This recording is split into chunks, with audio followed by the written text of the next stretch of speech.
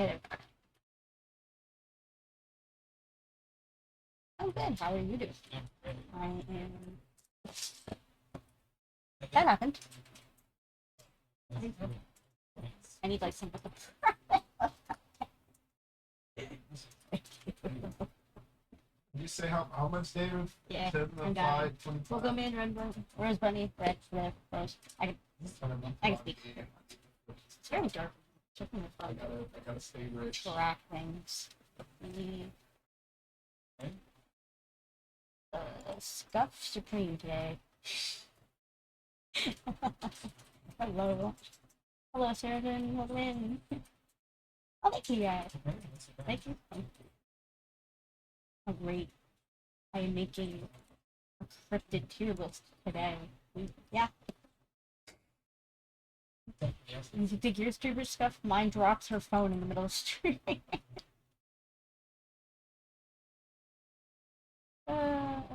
Fine. It's fine. It's fine. Right. There's also, we will hear Germa in the background. Because, someone's right next to me watching Germa. Thank you. Another scuffling for the collection. Yeah. So, yes, you'll hear Germa in the background. And another person. And so, for our first tier list, we will be having Germa as an S tier cryptid.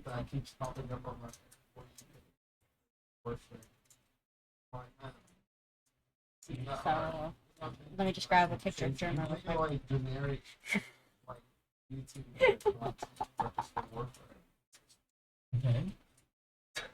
Oh, I found the perfect picture, dude.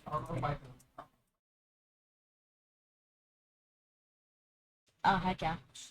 This is going. I'll tell what that. No. Dang. Can't go. Hello, we are in. I see the ocean marks change. Fancy. Have fun. I had to grab the screenshot for the thing.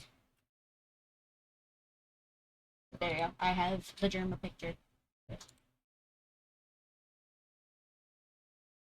There we go. Hello, here I am, Lynn. The first cryptid of the tier list has been put on. It's a life-living mod. Alright. Let me get the actual list of cryptid. Cryptid list. There we go. Ooh, just means white. This I should be able to see. Nice. I don't want to give you money, Wikipedia. I'm sorry, I'm broke.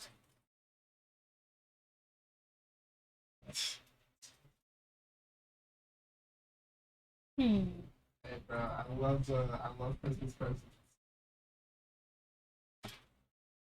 Alright. The first I would have like aquatic or semi-aquatic, terrestrial, homid, flying. Oh my god. Yep, broke two birds. Literally me. Starting up.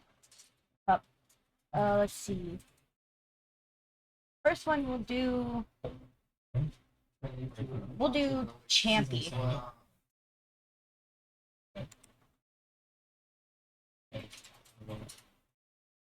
Alright.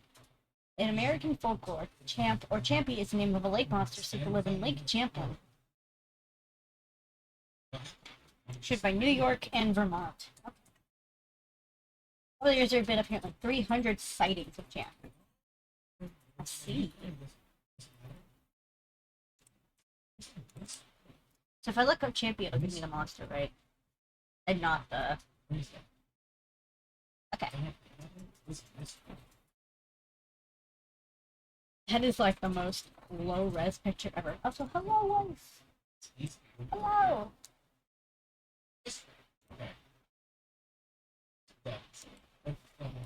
I'm here, making a tier list on cryptids. Alright, Champy feels like the Loch Ness Monster, but different area?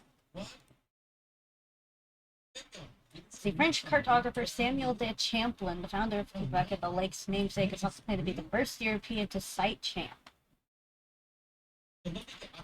Champ in the Mansi photograph. Huh. Interesting.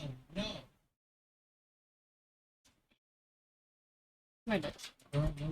The earliest source for this name is the summer 1970 issue of the magazine Vermont Life. So it's seen in the 70s.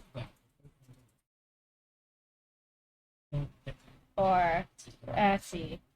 1819 report in the Plattsburgh Republic, Cape Ann Serpent, or Lake Champlain. There's Germa in the background, and then, there's a roommate playing some Magic the Gathering music. There's no need for background music if the background's already low. Yeah. Hello, Petra, actual. Welcome in. I don't do that. I'm so sorry. Oh, hello. It's the roomie. Welcome, welcome. Once have been about 187 feet long and. Huh. Interesting. Oh, thank you. It's definitely required. Another one for the bag. Yeah. He's way over there.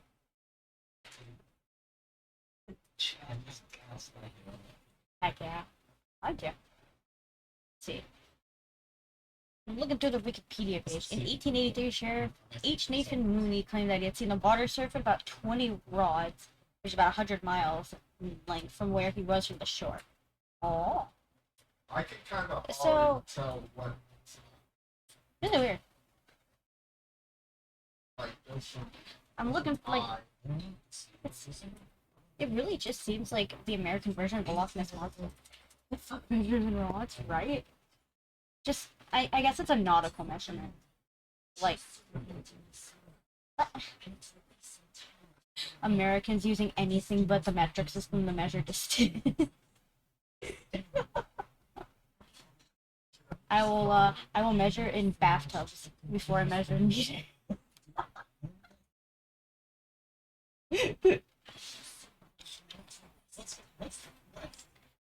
What else? Still shot for 5-minute drone footage of Champ swimming behind a boat. And the two lead actors, Lucy and the Lake Monster film. Oh, that's a fun. What are you? More yeah, football field. Yeah. I will measure in bald eagles per Hyde Browning power.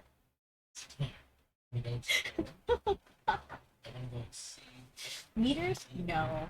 Football fields. There we go. Wake it up. Shake it. Wake up the leg. Beats up leg.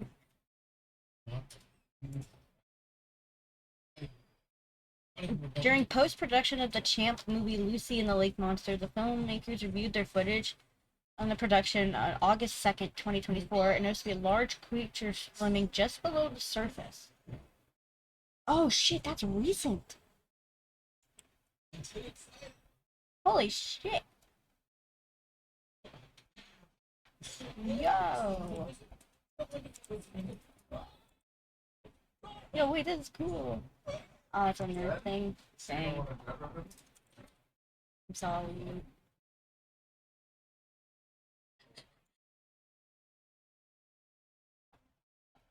Oh my god. So much. It's unwanted by me. I guess so many minutes. Alright. Yeah, that's what I'm thinking. I'm trying the ball. Heck yeah. I was gonna say Oh, what the heck are we doing? Huh? Anything nice?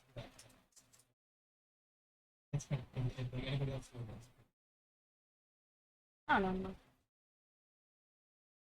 I think it had since I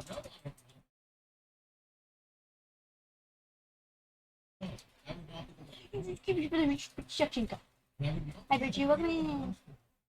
No. What are you doing? bro, I just Let me check. The dude said, Sorry, we've been distracted by a suction so cup. he messaged me, he showed me all of his unwanted shit, and then he said We've report been it. mega distracted by a suction cup. And then Yeah, he guys. says, bruh. Did I pretty said, good. how How's much your you day want been? for report? I think No, don't eat the suction cup. That's my job. I'm supposed to eat my He program. said, bruh. Yeah, I know, bruh. Yeah, There's a you can't offer me a tour. I also want to state for the record, the roommate is African American, so you might hear certain words. I'm just gonna state that now. Champy actually looks kind of cool. I'm gonna put this image in this real quick. I think I'm gonna give Champy a solid 8 here. Hi James, welcome in. Welcome, welcome. I said you offered the sword like it was unwanted. Do you guys believe in cryptids? I like cryptids. I think they're pretty cool. Thank you. I'm scuffling for my bag. Heck yeah. Okay, never mind, Tori. If you need to send me back to the good singer, he could bet. I will gladly send you Lord Bits for fanfiction. Hello, Lex. Welcome, welcome. Alright. Next one is Waterhound King Otter.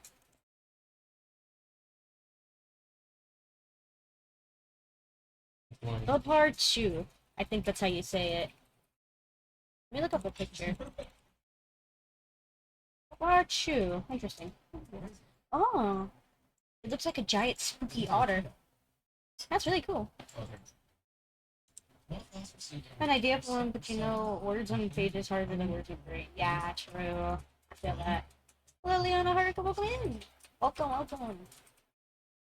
Ranking some cryptids. We're on King Otter right now. And I haven't done Mothman yet. Mothman's an automatic S tier. Oh, cute. Let me grab the Mothman image. Mothman. A legendary humanoid. Let's see, what's a good picture for the Man of Moth? We'll use this one. Mothman. You think it'd be really easy to, like, capture Mothman if you put, like, a spotlight? Oh, thank you for graphics! Heck yeah. Yeah, imagine you're just, like, minding your own business, and, like, you're flying around and someone, like, hands you, like, starts taunting you with a big light. There we go. The words would not leave my mouth. Holy crap. I was trying so hard to say the words, like, oh, imagine if someone gave you a big glow stick. I would go if someone gave me a big glow stick. But no, my stupid brain and mouth wouldn't connect the dots properly. Yes. Guys, I swear I can read. I swear. I love what I mean, a lot of cryptids are just Bigfoot butt or Nessie, but it's not. Yeah, that's what Champy is. Champy's the Loch Ness Monster, but of Vermont. But the sighted picture is actually kind of cool. Mothman S tier. Mothman is great. I wish I was like Aki and had pictures of Mothman's butt. I wish I had Mothman butt pictures. I just got given a look. What? Are you saying you wouldn't want pictures of Mothman's nice head? Yeah. You don't? What? Man. Fine, I'm gonna look back at the Otter King. Oh. Goatman is not on the list yet. We can do Goatman real quick.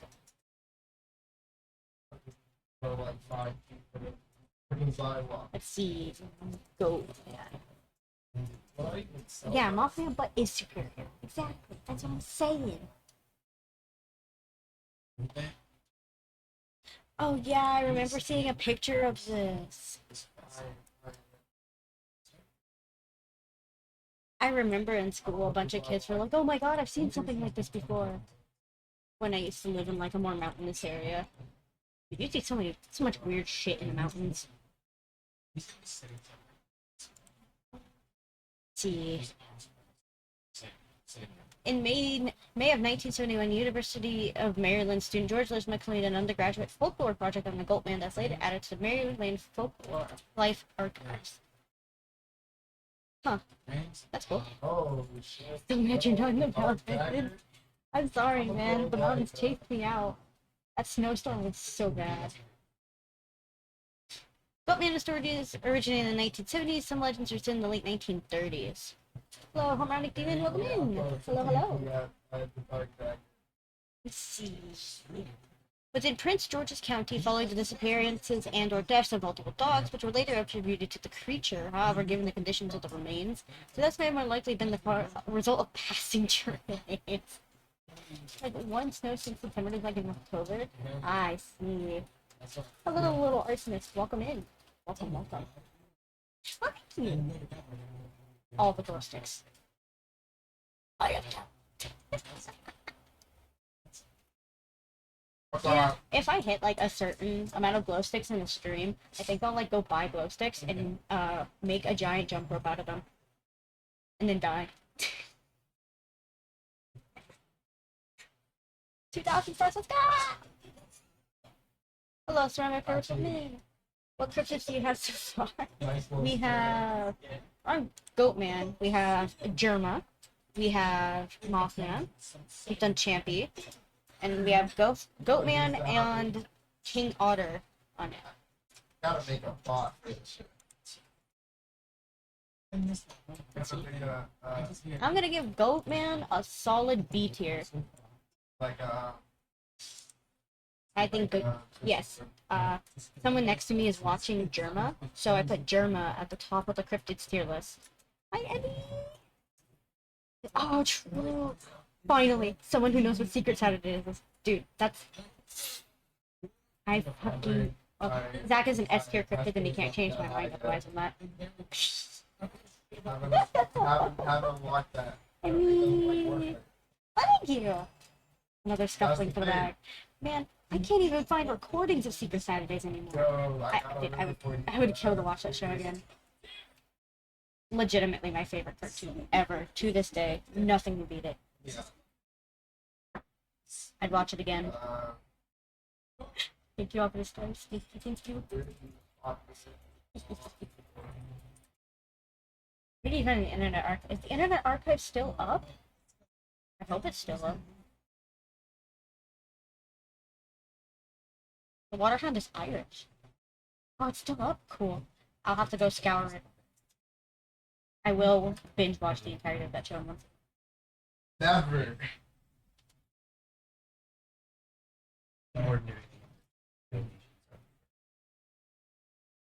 Oh yeah.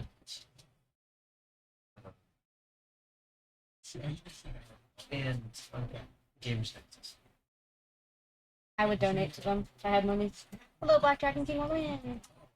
Corby Burton as VV. Yeah, it really was. I loved the series of events with the like near versions. Which were so cool. Hello. Okay. They just doxed this lady's maiden name. I know she's dead, but like, dang, that's kind of rude. Yo, let's go!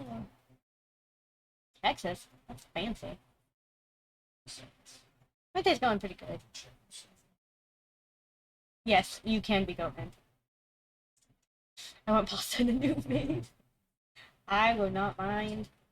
Like, now to plan. Let's see. If they lived in the town of Crivilla at the northwest corner of the Glendale Low, one morning she went down to the lake to wash some clothes, and some accounts say that her husband Terrence reached to the shore after hearing her scream, whilst others say he went down after she failed to return that evening. Both accounts say that Mr. Goligan rushed down only to find her mutilated body with the diaper shoes sleeping on top of her. Turns around to grab the dagger, trying to kill it. As the beast died, a little whistling yell to its mate soon rose from the lake. The second beast chased him from the lake, and after a long and bloody battle, which some accounts say he did not face alone, he killed the second otter creature. Love me, La Llorona. We can do an SCP tier list later. Hello, County, welcome in. Welcome. I guess I got it. That about you seems interesting, but it just seems like a big otter, so I'm gonna give it a C tier.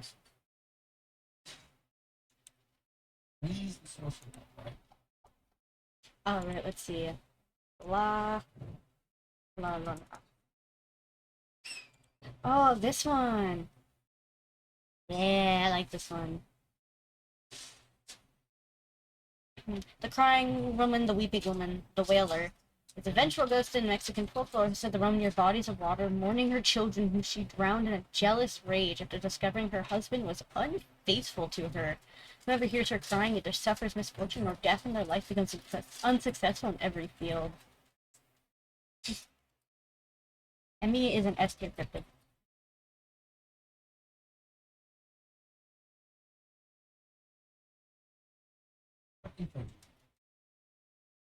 Let's go through all the pictures from the last tier list of waifus. Where'd they go? Where'd they go? There. Oh my god, there's so many screenshots. Holy shit. Okay. There we go. I found it. There we go.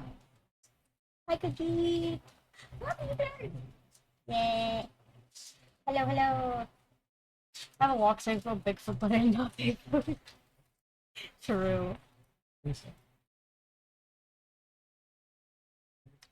The earliest documentation of La Llorona is traced back to 1550 in Mexico City, but there are theories about her story being connected to specific Aztec mythological creation stories. Hello, Maxwell, welcome in. That is really cool. The hungry ruin includes a wailing woman constantly crying out for food, which has been compared to La Llorona's signature nocturnal wailing for her children. The motherly nature of La Llorona's tragedy has been compared to Quetzalcoatl, an Aztec god, and this deity of motherhood. Her seeking of children to keep herself is significantly compared to it, known as Our Lady Mother, or Tanzan, who's always comparable to Virgin de Guadalupe, another significant mother figure. Oh. I've never seen Supernatural, but like I know a lot of what happens in it because my mom watched it. It should. You skipped a couple. Well, she's not gonna be able to show up in the middle of the night at 2 a.m. I have the IRL standing deep. She seems very, very interesting. Selfless story is told to steer children into good behavior and playing near dangerous waters. Oh. So here's classics: Nizzy, Bigfoot, Jersey Devil, Moon Bumble, Snowman. Oh yeah, we could do those. Oh yeah. La Llorona seems cool.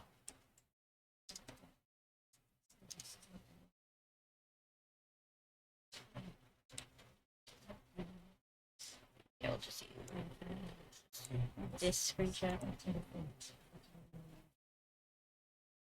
Where's my tier list? There's my tier list.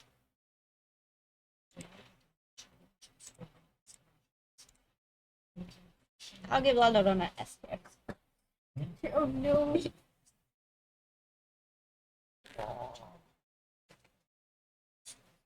Into cryptids based on countries. Ooh. I love Wikipedia article for.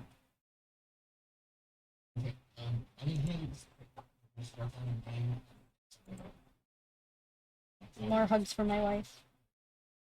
More hugs. Chicken pharmacy supplements. Ooh, yeah. Doctors do that. They like give you the drug, maybe a test.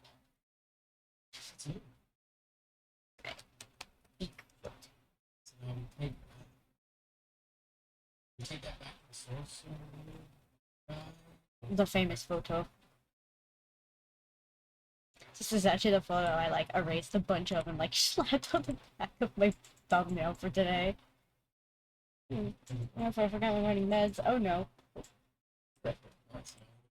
Please don't die. You're talking from outside of you. Chronically EP. I feel that. Dude, I felt so tired yesterday. I'm so glad I did my stream in the morning. Yep. Please don't die, wife.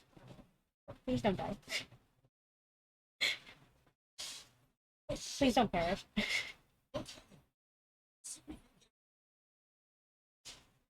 Enthusiasts of Bigfoot, such as those within pseudoscience of cryptozoology, have offered various forms of dubious evidence to prove Bigfoot's existence, including anecdotal claims of sighting as well as alleged photograph, video, and audio recordings, hair samples, and casts of large footprints. There is scientific consensus that Bigfoot and alleged evidence is a combination of folklore, misidentification, and a hoax rather than a living animal.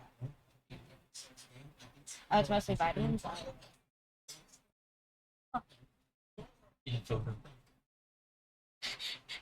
Wait, I'm looking at the Wikipedia for the cryptids. Hello, Tricky Owl. Welcome in. Welcome. Here's a question. Have you heard of the Book Box? I have not. What is that?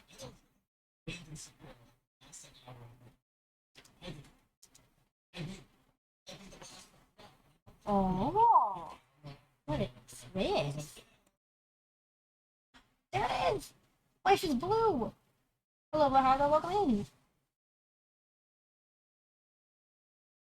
Of it?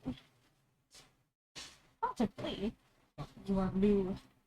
Susan Day, writer and furniture refurbishing business owner in Kevin Mann, has purchased a cabinet from a yard sale of a local attorney in Portland, Oregon, even developing a backstory. According to Mann, this carving in the back of it is my carving. The signature creation. Okay, yeah, so it is fake. Still looks cool. The idea the box being handled by a book is nonsensical when the book is supposed to be.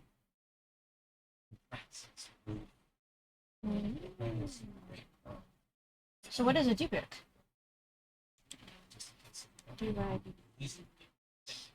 Unless you're possessing spirit. Weird stuff does happen again. Spooky, spooky.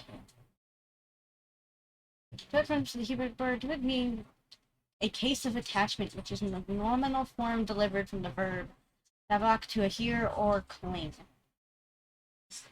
Oh, I see. Do you have one?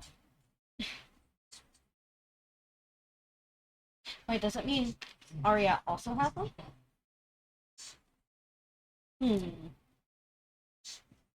Oh, fancy. I'm a clinging spirit now, guys.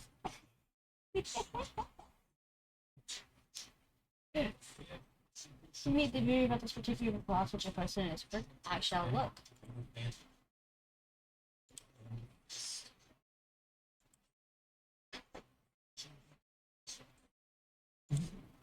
YouTube, you try and give me an ad on a little video? I have premium. You're haunted in me. Oh, this is like a 30-minute video. Whoa.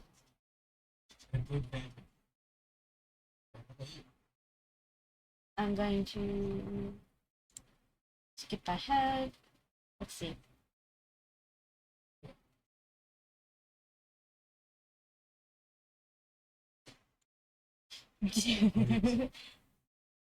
Also, it's in a ghost museum in Vegas, and I kind of want to go.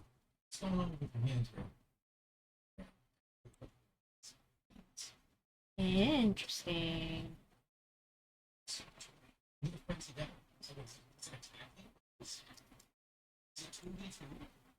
Box seems cool.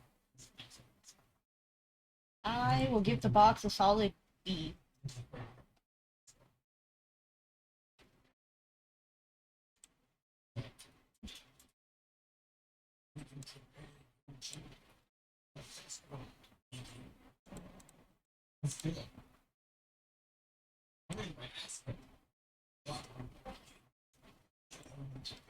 Alright.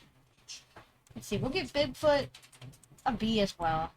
B for Bigfoot. Please don't take the ball.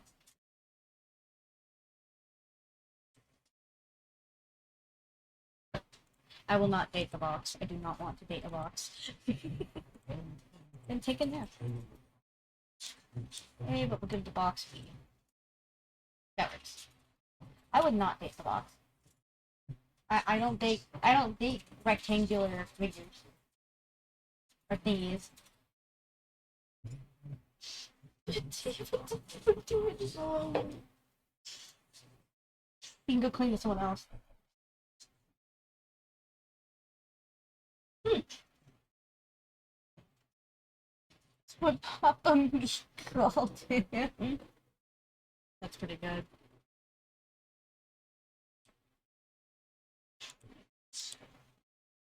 That's pretty good.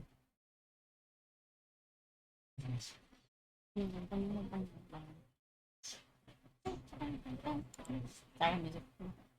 I always do. I'll just have like the box open. I'll body. I got that.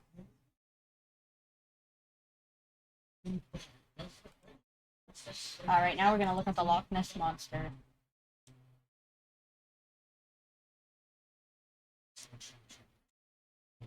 The Loch Ness Monster, also known as Nessie, is a mythical creature in Scottish folklore that said to inhabit the Loch Ness in the Scottish Highlands. It can often be described as a large, long nest, and with one or more humps protruding from the water. Popular interest and beliefs of the creature varied since it was brought to worldwide attention in 1833. Evidence of its existence is anecdotal, with a number of disputed photographs and sonar readings. Nessie is a classic. Ghibli movie marathon? Dude, I need to do a Ghibli movie marathon. I love Ghibli movies. Let me upload the Nessie screenshot. Let's the Bigfoot Wikipedia page too. Describing a monster fish, a sea serpent, or a dragon. Earlier precursors, let's see. Life of Saint Columba, written in the 7th century AD. And according to him, century in the events described, Irish monk St. Columba was staying in the land of the Picts with his companions when he encountered local residents burying a man by the river Ness. They explained that the man was swimming in the river when he was attacked by a water beast that mauled him and dragged him underwater despite their attempts to rescue him by boat. So that's apparently the earliest, one of the earliest ones. That's it. 6th and 7th century. Dude. Nessie's a hag. Isn't the age of hags in demand? She's a Gamil. She's a NILF. Nessie.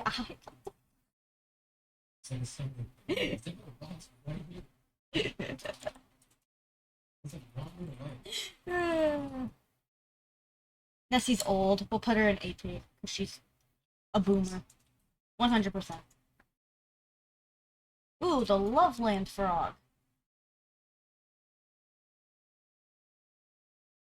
I'm gonna go to your tier list of the supernatural episodes and creatures. Ooh.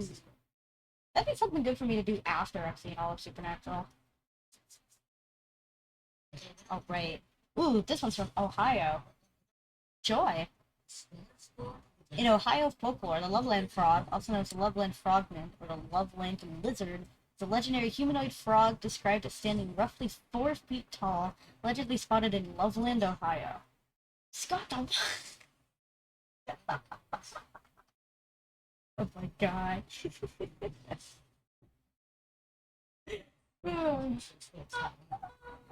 In 1872, the Loveland frog legend gained renewed attention when a Loveland police officer reported to a colleague that he had seen an animal consistent with the descriptions of the frogman.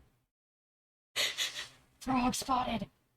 Well, Supernatural is one of the only shows that you watched growing up. I mean, my mom watched it, and I got spoiled on most of it. I was like, oh, whatever. Oh, Germa got murdered. Does that make him a Germa skewer? Huh? Him getting hit like that, does it make him a Germa skewer?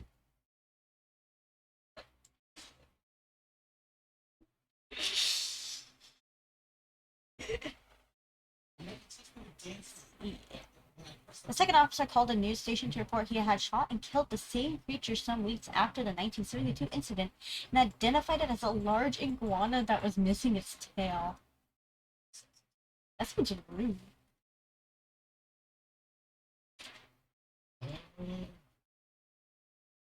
Don't iguanas have to have tails to be? According to various legends, the creature was first sighted by a businessman or traveling salesman during a long unnamed road at night in 1955. Huh. Bro, frog jump scare. Literally. According to various legends, the creature was first sighted by a businessman. Oh, I already read that. One story, the driver was heading out to the Branch Hill neighborhood when he spotted three figures stood erect on their hind legs. You can't describe it like that. You're gonna go study for next history lesson? Good luck. You got this. Maybe I should do, like, some lore lessons. I'm wondering if I'm gonna just, like, spend 2 hours yapping about some lore. I don't even watch that.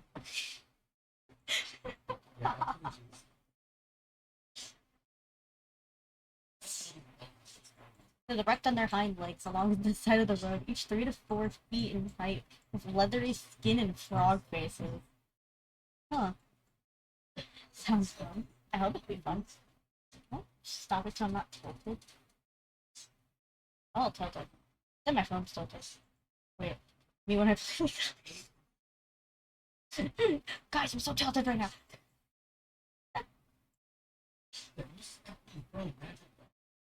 One held a wand over its head that fired spray of sparks. That's just teenagers. On March 3rd, 1972, at 1 a.m., Loveland police officer Roy Shockley was driving on Riverside Drive near the Totes Boot Factory and the Little Miami River when an unidentified animal scurried across the road in front of his vehicle. The animal was fully illuminated with light. He described it as a 3 to 4 feet long, about 50 to 75 pounds, with leathery skin. Reports spotting the animal crouched like a frog before it momentarily stood erect to climb over the guardrail and back over the river. Interesting. Okay. 2 weeks after the incident, a second Loveland police officer, Mark Matthews, reports seeing an unidentified animal crouched along the road in the same vicinity as Shockey's sighting. Matthews shot the animal. He just killed it? Hello, how'd I welcome in? Bro, he shot the frog! We're talking about the, Loveland Frogman Cryptid. Because that's what we're doing on Twitter. Well, happy early birthday! I hope you get a present for both Christmas and your birthday. I always feel bad when people have, like, Christmas and their birthday, like, in the same vicinity. I also looked up Vietnam kids for Nimble. Say they're using only has 2. Yeah, school, and the Vietnamese 1 fish. Oh, true. No! That's so unfortunate.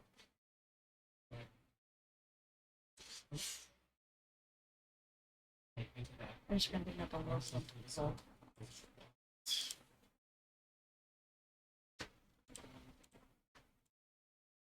You know, I'm gonna give the frog an A, just because I'm biased. Yeah, I feel that pain. I used to have a hybrid, and it would cost me anywhere from $700 to $2,000 to get that shit back up and running, and it only really worked for like a year. I feel you. That shit sucks.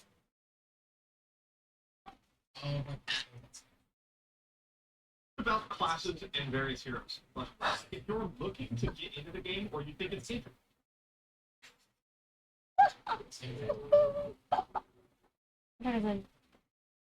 8100 Vortex B89 496 cubic inches of volts. And you're like, Yike. That is a big log.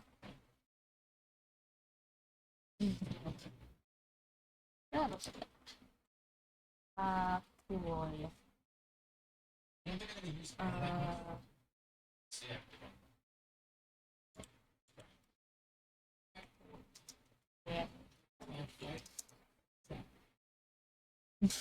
I feel that.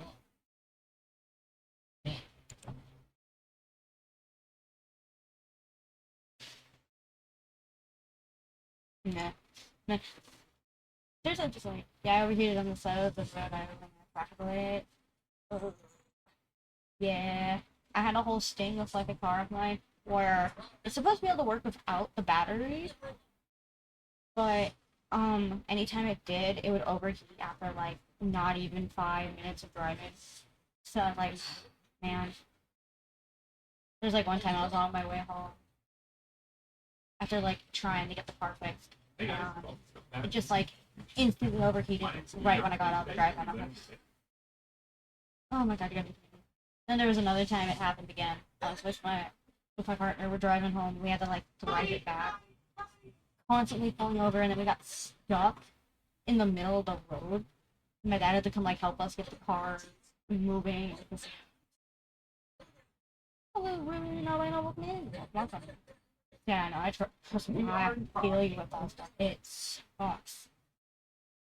Sometimes it's just like a pain in the ass. But at the end of it, you'll have a vehicle, which is like almost unreplaceable in this economy right now. It wasn't even a Ford. Well, your problems do sound typical for a Ford. Mine was a Lexus. It's a fucking hybrid Lexus, and it's like, oh, this sucks. Oh yeah. When my battery like fully died, it had really high mileage on it. It had like almost 500,000 miles on the stock. And trying to get anybody to do the cheap method of like single battery cell repair for that thing was impossible. It's like, too many miles. I don't want to. It will literally work perfectly if you just fucking do this right. I literally couldn't find anybody to do the cell repair. And the closest thing for a new battery was a Chinese knockoff for 3,000. Oh god, Lincoln Navigator, I don't know that.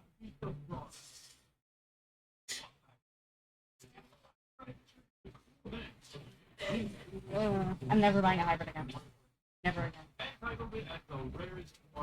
Let's see. That's spooky. I will never buy that car.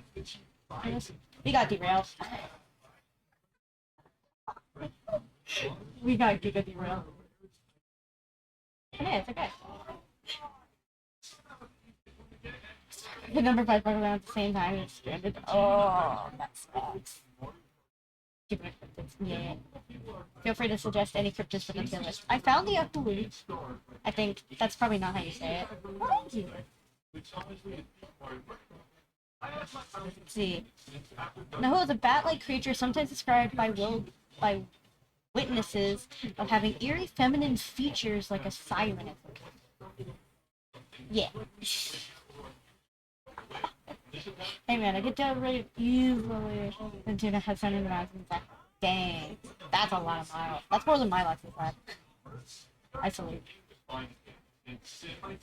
Bats are usually described as being 5 feet tall, large wingspan, described by 3 U.S. Marines in Da Nang, Vietnam in 1969. The Akul is called the Vietnam Night Flyer, and to the Mayans, the Death Bat. Yeah? Hey, if it gets you back and forth to work.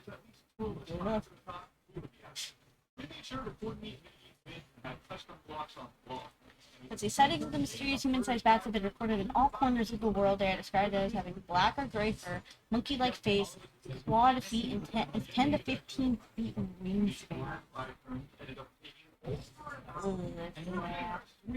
Rip the engine. Engines are expensive too. I don't know which is more expensive though. Car engines or hybrid batteries? Brazil, they are called the Bat People. In Mexico, ancient Mayan cult worshipped the death bat. The rainforests of the Java echo the cries of a bat creature known as the Aful because of its distinct Aful vocalization. In Vietnam, they are known as night flyers. Hello, King, welcome in. Ah, dang. I failed that. I had to fight with like my small regular engine battery all the time, trying to find them for something. I was interested in that. Huh. Interesting. I don't know. It seems like a cool truck. It's expensive. It's 5 foot tall, scary, human creatures. They are known to swoop down on their victims and attack several times. They lurk in the darkest caves all over the world and will reportedly swoop upon their victims with claws and fangs. Who are described as being a giant vampire bat. Aww.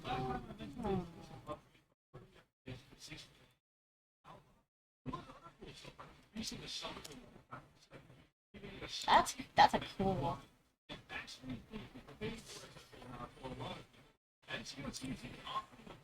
I can only find the one picture of it. I guess the rest are like a crappy T-shirt design. I don't want a crappy T-shirt design for my tier list. I want the Cryptid, bro. Wasn't even on the previous. I guess I've not done Abominable Snowman again for the transition. I've been missing my 1996 second check. Nice. Wait, you do what you gotta do. We'll do bomb the boss man. I see. They shoved it under the same category as the Yeti. Yeah, Abominable Snowman redirects here. So it's under the category of Yeti. That's what it's This is coming 5.9, alright, 6, 0. Oh, I see. Alright. The Yeti is an ape-like creature perpetuated to inhabit the Himalayan mountain range of Asia. In Western popular culture, the creature is commonly referred as the Abominable Snowman, with many dubious articles have been offered in an attempt to prove the existence of the Yeti, including anecdotal visual sightings, disputed video recordings, photographs of plaster craft, large footprints. Some of these are speculated or to be known as hoaxes. Yeah. Yeah, it says in similar entries, Bigfoot is one of them. Hello, man. Hello, welcome. Welcome. We're making a cryptid tier list. We are on the Yeti. Yeti also describes being a large bipedal ape-like creature that is covered with brown, gray, or white hair. It is sometimes depicted as large, sharp teeth. Taking away from catalog. Yeah, it's looking like your best match is Germa, bro. My apologies. I'm also at my brother's place. He's watching Germa right next to me, and then the roommate is watching videos of playing games next to us as well.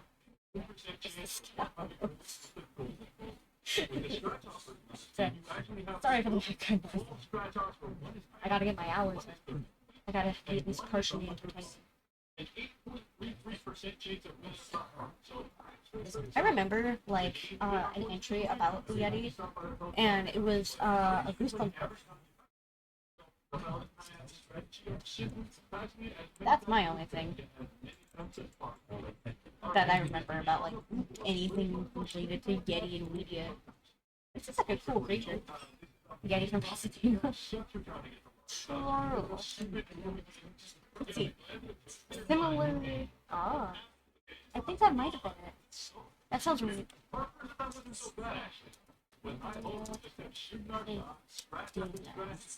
Oh my god, you're right, that is the Abominable Snowman of Pasadena. Just chill, it's pretty cool. Yo! Heck yeah. I never would have found that. I just randomly had it. I'm also built that, but I'm just built incorrectly and wrong.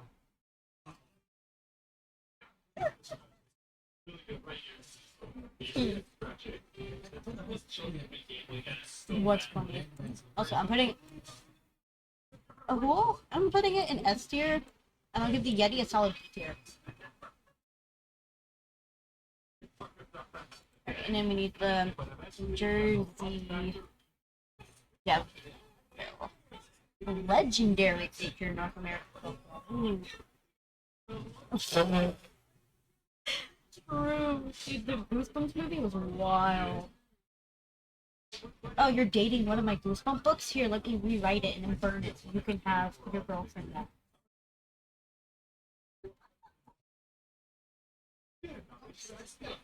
Oh, come on, son. It is balanced. No. Okay. Oh. No. Stay. Stay. Okay, cool. My phone is staying. Sorry. I never saw the second just supposed to be. I don't really have like my fancy phone stand and stuff, so I have it propped open on a box, and I now have the phone perfectly balanced so that the charger is actually working, but I have to be. Um, this is really funny for me. For my POV, it looks like I'm looking downwards at Molly.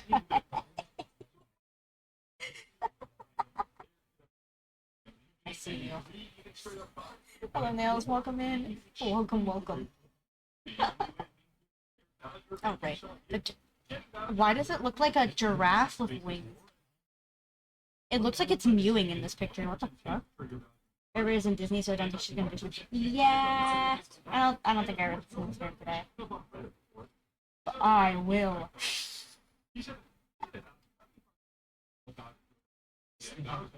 I might. Let's see. I'm just fine. I'm happy for her. She's having fun. Yeah. I'm also happy that Erebus is having fun. Alright. New Jersey Devil redirects here. Here for the NHL team named after the creature, see the New Jersey Devils. Others see Jersey Devil disambiguation. Okay. Yeah. Right. In South Jersey and Philadelphia folklore in the United States, the Jersey Devil, also known as the Leeds Devil, is a considered creature that inhabit the forests of pine barrens in South Jersey. The creature is often described as a flying biped with hooves, but there are many variations. Common description of a bipedal kangaroo-like or wyvern-like creature with horse or goat-like head, leathery bat-like wings, horns, and small arms with clawed hands, legs with closed hoods, and a forked or pointed tail. No, Ming hasn't told me what happened. Or at least maybe they did and I didn't read messages. I don't know. I woke up and I saw like 90 pings. Oh my god. What is this?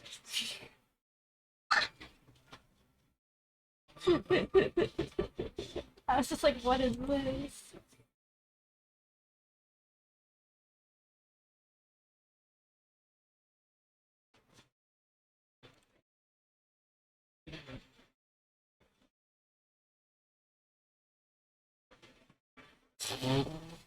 Her child was playing with her body parts and stealing using her head like a soccer ball.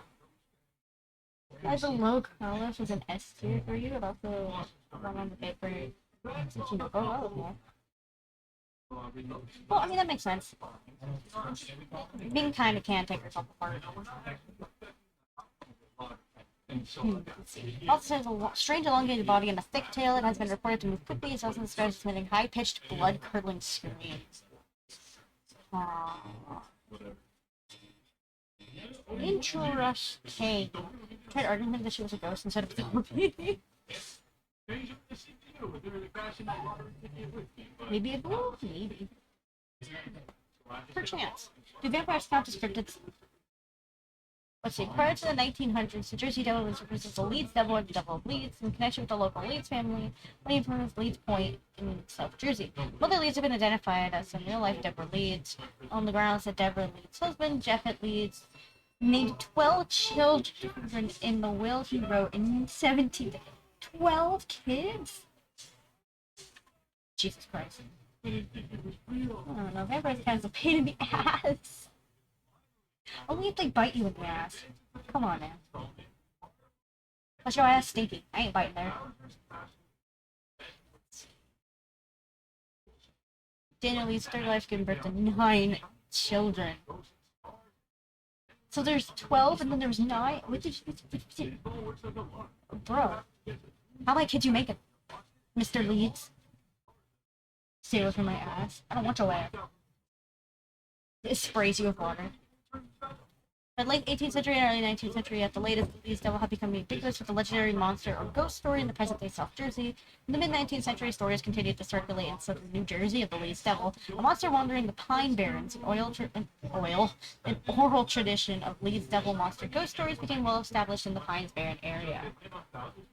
Vampires are cryptids. Yeah, we're more of supernatural, I guess.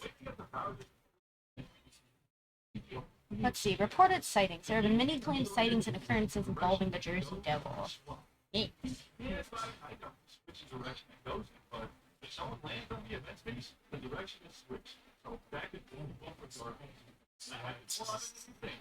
Werewolves are cryptids? Really? Well, they're a deer tier. Well, they're D tier.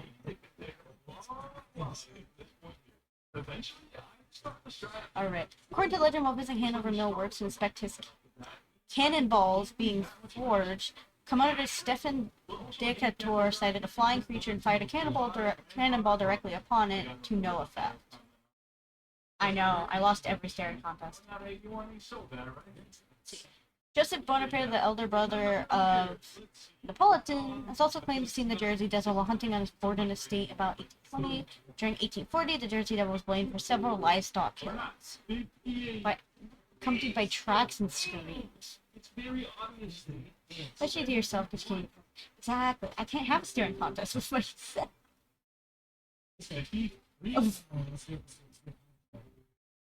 Let's see. In Greenwich Township in December 1925, a local farmer shot an unidentified animal as it attempted to steal his chickens, then photographed the corpse. Afterwards, he claimed that none of the 100 people he showed could identify it. On July 27, 1937, an unknown animal with red eyes, seen by residents of downtown Pennsylvania, was compared to the Jersey Devil by a reporter for the Pennsylvania Bulletin of July 28, 1937. Yeah, gotta know the vampire rules to deal with them. In 1951, a group of Gibbonstown, New Jersey boys claimed to have seen a monster matching the devil's description, and claims of quotes matching the Jersey Devil's description arose in 1957. During 1960, tracks and noise heard near Mays Landing were claimed to be from the Jersey Devil. During the same year, merchants around Camden offered $10,000 reward for the capture of the Jersey Devil, even offering to build a private zoo to house the creature if it was captured. Hi Legion, welcome in! Thank you guys both for the stars. Hello, hello. Thank you. The Jersey Devil seems really cool, actually.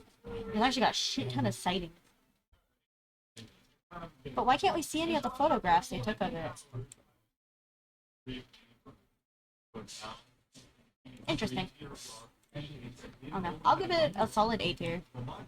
I like it when there's more chances of it being real. Also, thank you for the glow stick. I appreciate it. Give it a... I'll put it above Nessie. There we go. Heads up, really, my phone's updating. Ah, okay. Steal his phone.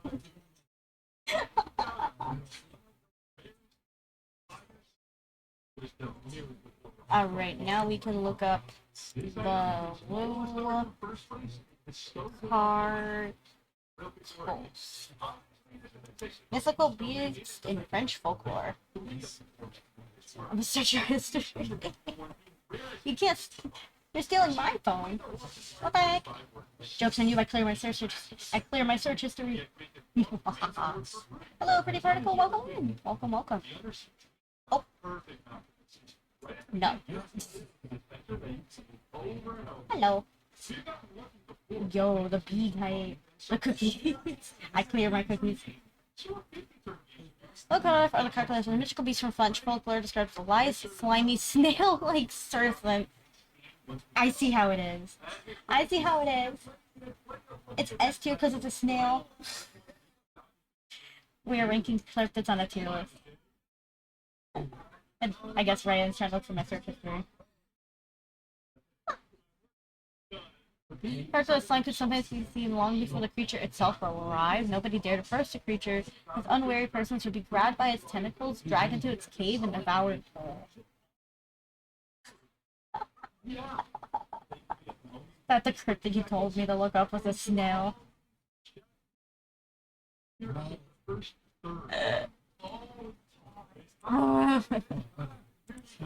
Bro, I'm never beating the allegations.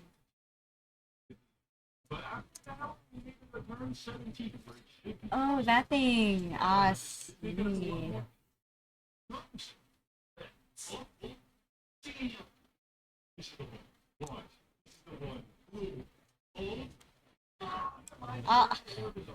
I'll give it an S tier. I know, I drew the snails. We'll give it an S. I'm having my snaffle. My snaffle is still up until tomorrow. And the only person who entered already has a snail. Hello, Hans. Welcome in. Water check. Snail hands. Snans. But yes, I have a snaffle on Twitter. I actually quote tweeted it so people can see it again. Literally ends tomorrow. Go get yourselves a snail.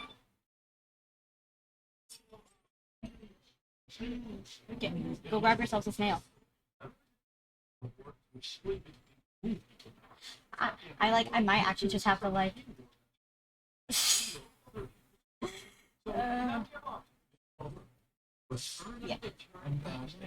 Look, Carcos gets an S. We'll put an S here. Oh my English. Beep boop beep boop beep beep boop beep beep. Glitch glitch. Yeah. For 100 Iriam followers, I'm hosting a snaffle, a snail art raffle. You do the giveaway stuff. Yeah, it's on Twitter, so everyone can find it.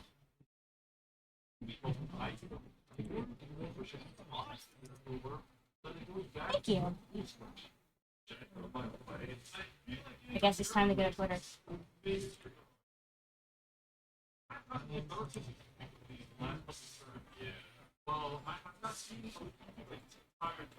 We ultimately decided. I know this seems crazy, but yeah. What we see in America, and down last, had the highest chance of getting. Hello, Nimble. So now, just have to hope. You know what? Fine, I'll put an entry part in here.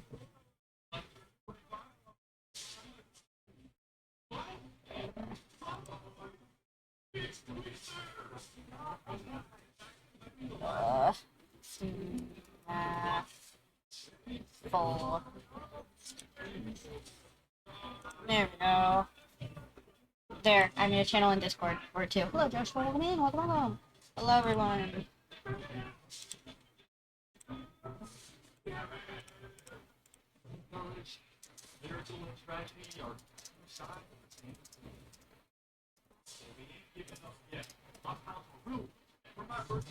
Let's see.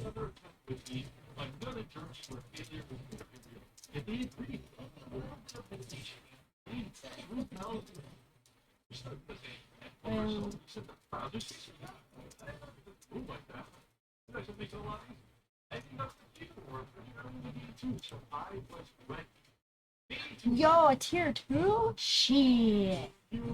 Hello, welcome in. Yo, that's my first tier 2. I got tier 2, tier 2. Thank you.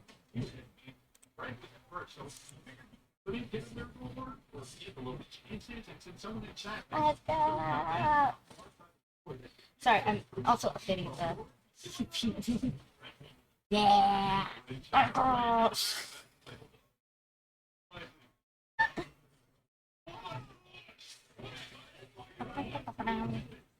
Look at you, you're dark blue now. Super fancy. Magic project, yeah. Did you change the stars or snowflake into the app? Are they snowflakes? On my end, they're just stars. Oh, maybe they are snowflakes. I don't know. I haven't actually entered someone else's stream since the app updated. So I don't know. I probably should though. On mine, they are snowflakes. Oh, interesting. It's interesting to the other shop.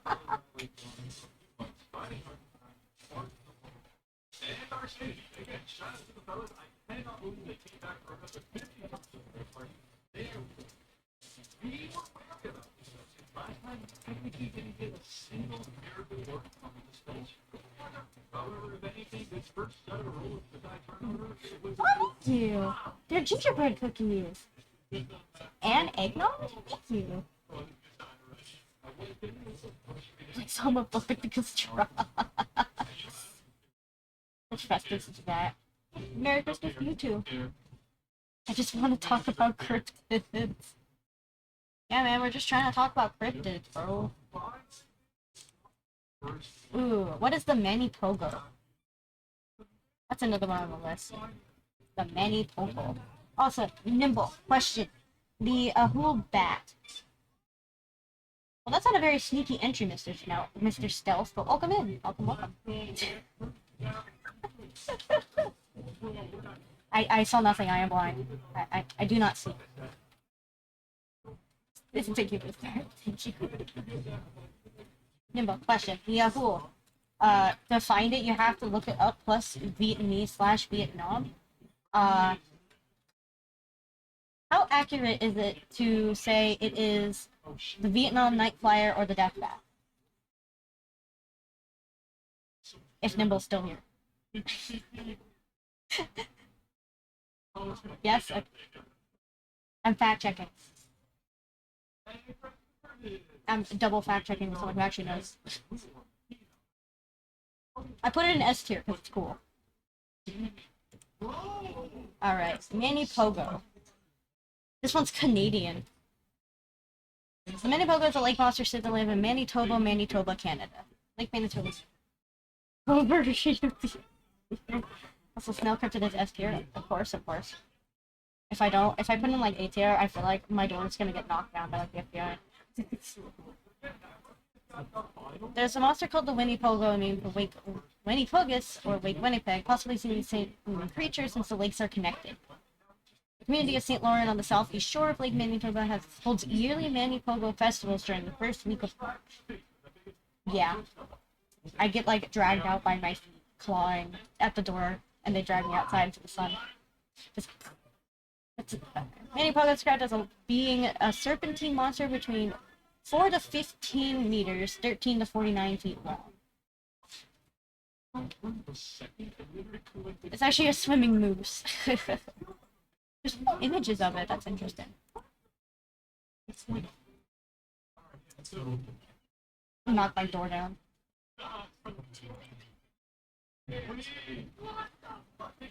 Ah, I see. So it's longer Nessie.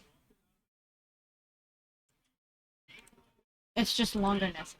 I thought it was cool because of the name, but no. I'll put it in C tier with King Otter. Moose Nessie, yeah. We're not making the snail cryptid S tier. Well, that was Mani Pogo. Hit the megalodons on the creature thing. I'm not doing it. Ogo Pogo, yeah. Dinosaur, Lake River, Mogwai, Sea Serpent. Yeah, Ogo Pogo, Sea Serpent. Sea Serpents.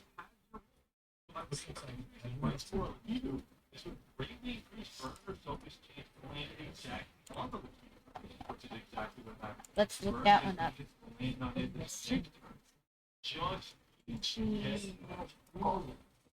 Snake-like creature in Japanese folklore. It is just a fat.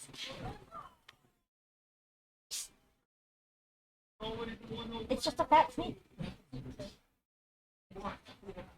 I need a picture so I can like make the snail. I need like a form to base the snail on. Yeah, it's literally just the Dunsparce. Literally translates, dude, it literally translates to child of hammer. Just thank you for the fruitcake. Did someone like beat it up with a hammer? Why is it called the child of hammer? Oh, is it? You know, that makes a lot of sense. I like Dunsparce's design a lot more now. Described as being between 30 and 80 centimeters, 12 to 31 inches in length, similar to the appearance of a snake, but with a central girth that is much wider. The central girth of the child of hammer.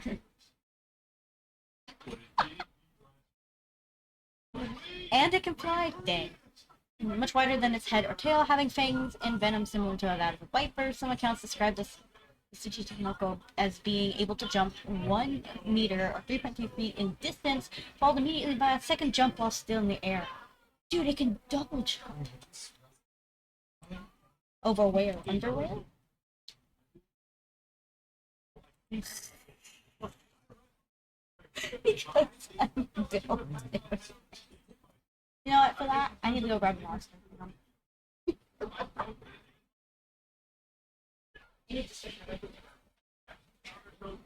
Sitting crisscross on a bed is killing my legs. Oh, my ribbons! Well, ribbon me this, Batman.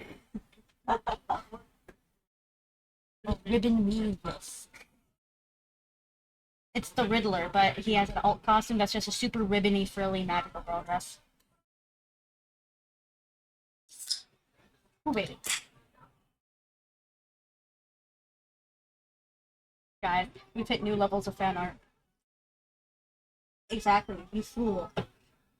I can telepathically communicate with all snails I birth. Riddle me this, Batman. Sniddle me this, Batman.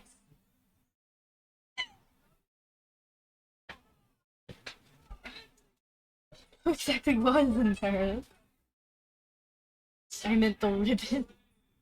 Yeah, you see, I can make the ribbons float with my mind. That's why my hair is so high up, you know? It's easy to How do you know? Also, why didn't you enter with another OC? I'm watching you. I know you have more. I know where you live.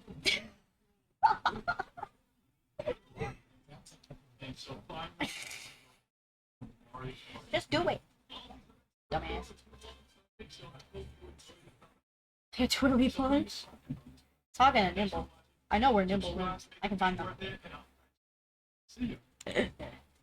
Let's see. According to legend, some have the ability to speak and propensity for lying. So they are also said to have a taste for alcohol.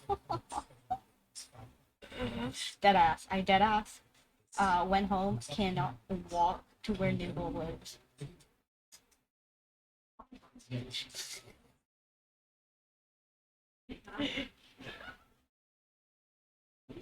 Let's see.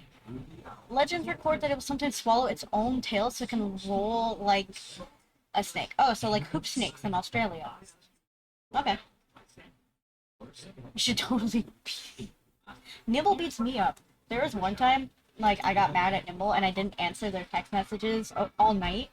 And I literally woke up the next morning with Nimble standing over me on my bed. They literally walked into my house through the garage and was standing over me. And they're like, why aren't you answering my text? Yeah, Nimble broke into my house and woke me up by standing over me because I didn't answer their text.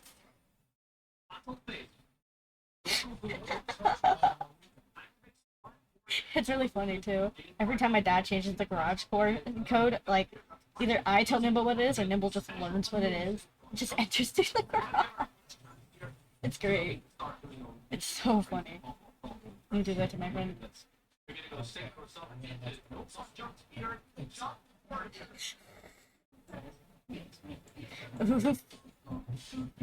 I don't know. The fat snake is very funny. I like the fat snake. Fat snake is S tier. The image they use looks so smug too. Like, damn. Hoop snake is S tier. Overheating problems happen with all kinds of cars. It just happened.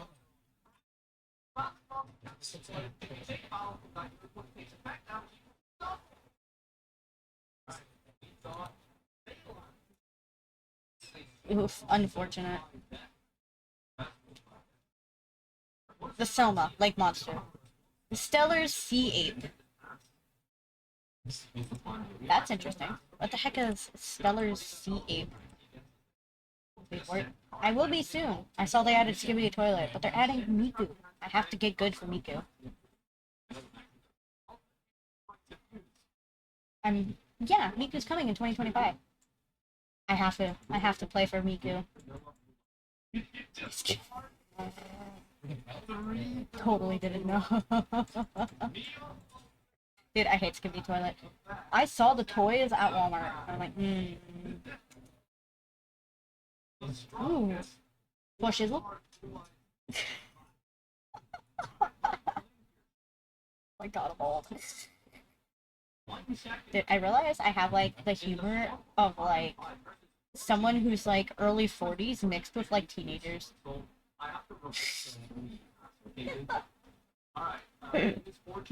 I like the goofy dad jokes. Another sea ape is a purported marine mammal observed by German zoologist George Steller on August 10, 1741, around the Shumagon Islands in Alaska. The animal was described as being around 5 feet long, with a dog-like head, long drooping whiskers, and an elongated but robust body, thick fur coat, no limbs, and tail fins, much like a shark. Oh.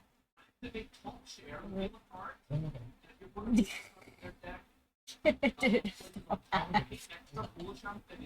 This game is gonna be free. Dude, the fucking Skibbity Toilet song, like, gives me a headache now. Gen Alpha's cooked, bro. Gen Alpha is cooked. I'm so surprised Valve approved the Skibbity Toilet thing.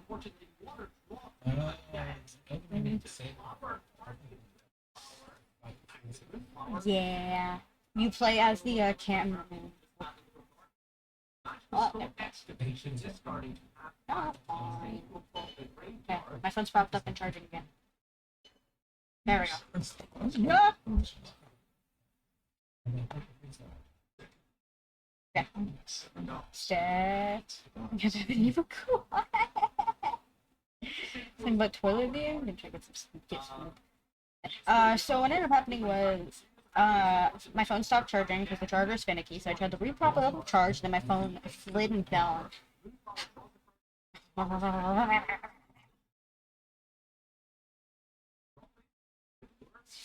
Scuff streamer. Scuff, scuff, scuff.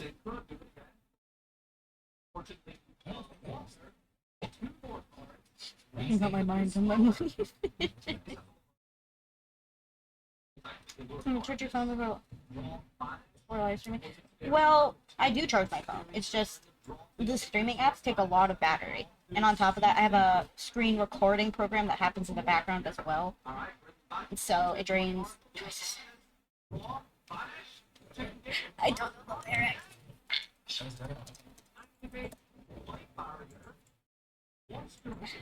I'm like, I haven't heard this song in forever.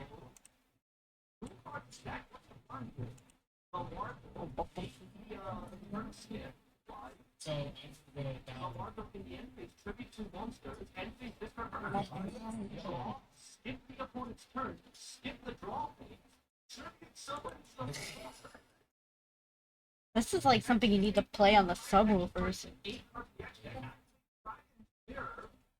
Is there like an image of it? Of this? Is there an image of the stellar sea ape? Other accounts in June 1965 on his catch, a sailor Miles Smeaton, his daughter Cleo, and his friend Henry Combe purportedly I can't read that word, oh my god. Weird. And saw a similar creature on the northern coast of Altka Island. They reported the creature being about 5 feet long, having 4 to 5 inch reddish yellow fur, a face resembling a dog breed Shih Tzu. Smeaton details his 10 to 15 second encounter in his book Misty Island, noting Stellar's observations closely matched his own. And Money on Mama. On Krampus? I have not. Nimble, you can't just ship 2 people from the 60s. One of them has a daughter. The cryptid hunters were gay, guys. Nimble 23. So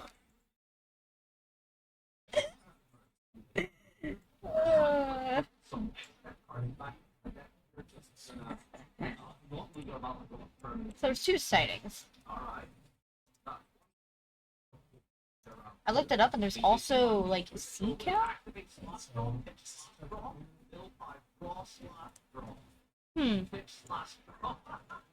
Interesting creature. But I mean, it's just like Nessie, but I guess dog. Sea chick. You can't just. I'm not saying they can't ship people. I'm just saying they're dead.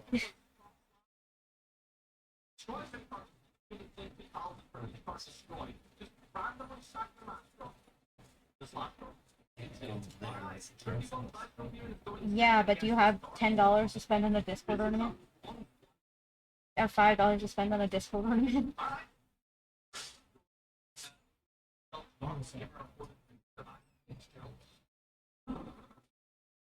It's your money.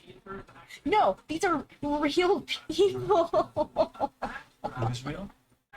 The people who are having the cryptid sightings.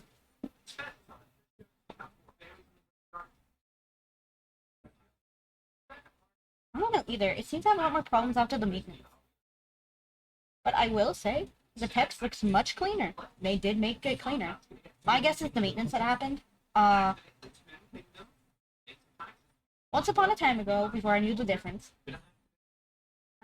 It's up to you. And now I know the difference, and now I don't. And plus, I was like 14.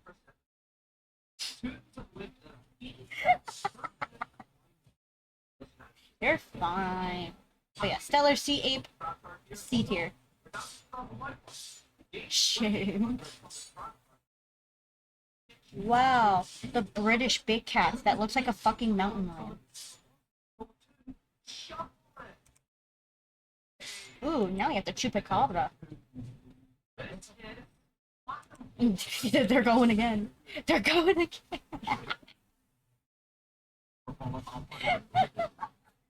Fight. I'm kidding.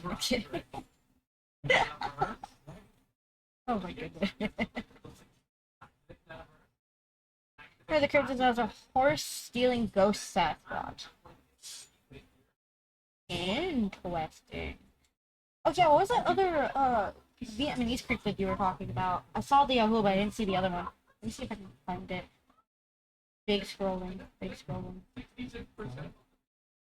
The foreign emblem. I don't know. I was like over 100 messages ago. God damn it.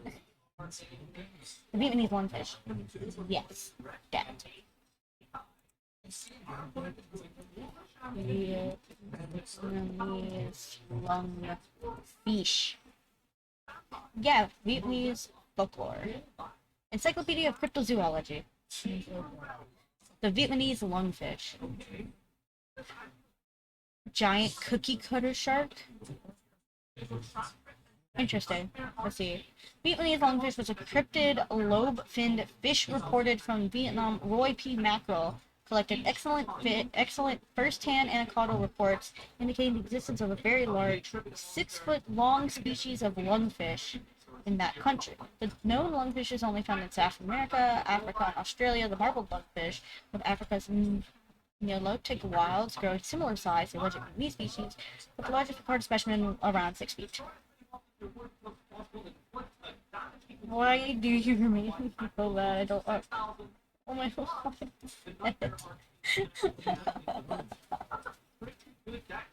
Tend to bang some like possible like, wake up! Wake up! Wake up! Oh my god! I'm trying to give you a charging fans. I see. Charge your phones. I'm charging mine. But that's it. Category, certificate, ancient lungfish country, first reported in 1991. There's no pictures. What?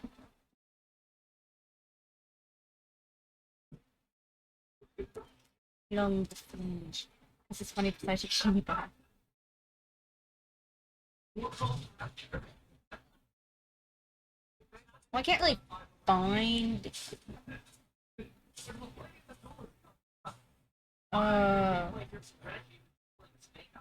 It just seems like a giant fish.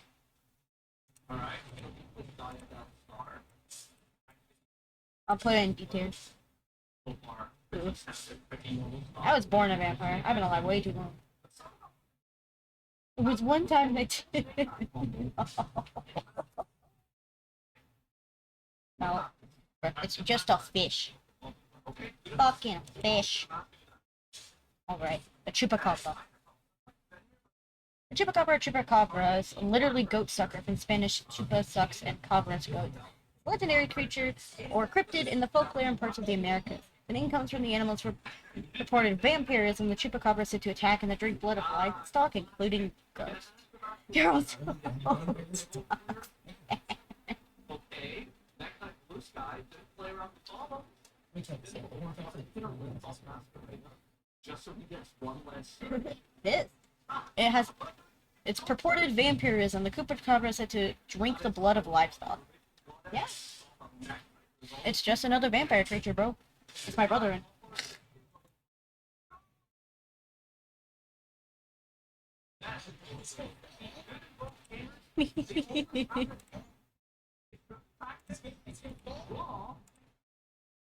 What is he playing?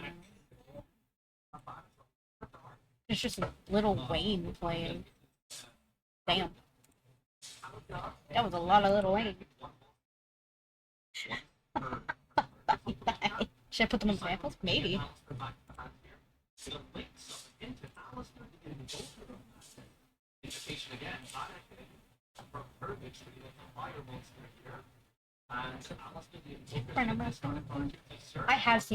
I've seen the first one.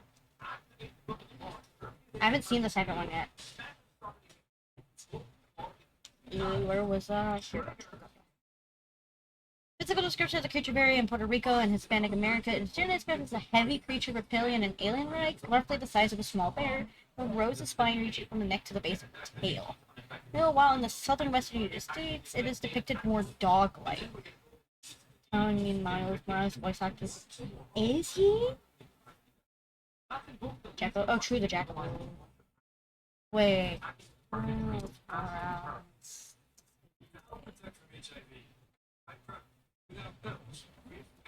Anthony Jester is an American actor. He is known for doing motion captures. Trigger Sam and even Last of Us, Miles Morales, several Marvel projects in 2013, and notably the Spider-Man series, Matt Insomniac Games. What is he getting canceled for? When he goes to collect bones and whistles? What is that one?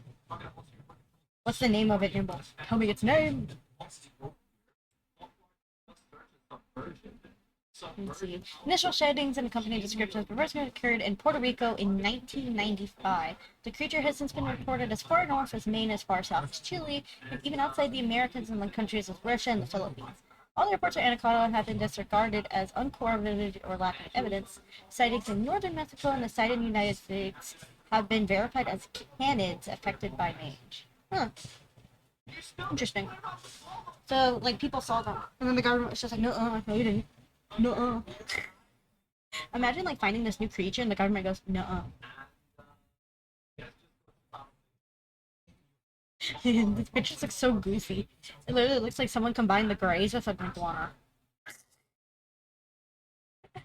In 1975, a series of livestock killings in the small town of Mocha, Puerto Rico, were attributed to El Vampire de Mocha, the vampire Mocha.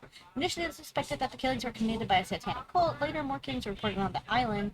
Many farms reported loss of animal life. Each of the animals was reported to have its blood bled dry through a series of small circular incisions. Huh.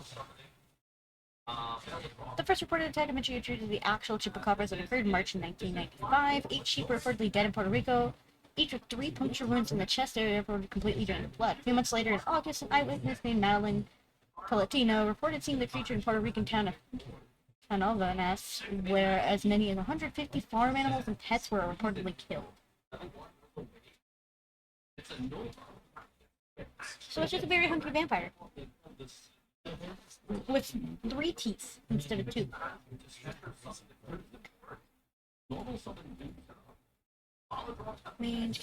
Oh, this is a creature with it. Oh. Mange can greatly alter experience of an animal. I see. So they're thinking it's just things with mange. Plausibility of the existence. I think it's real. I like the chupacabra. It looks interesting. Chupacabras has always been really good. I'm gonna put an S here. It's always been a very cool cryptid.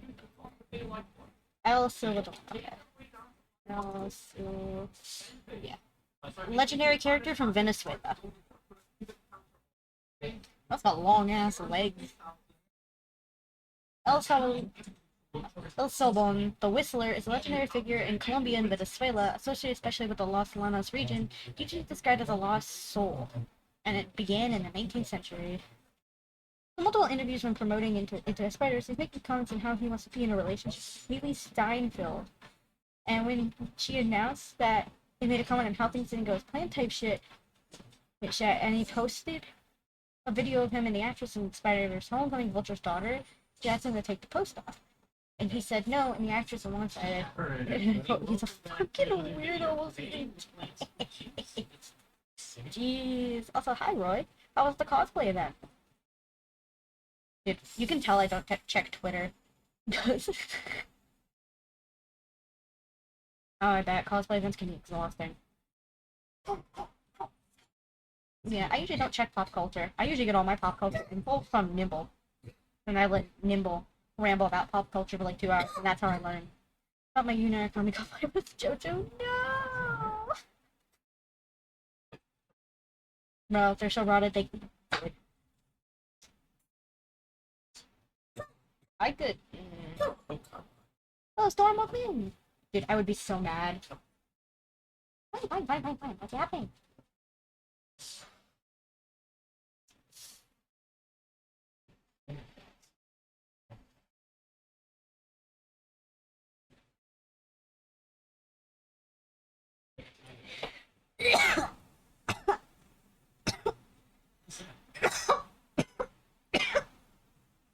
My idol, it was crazy meeting him. Nice! I'm glad you got to. Hi.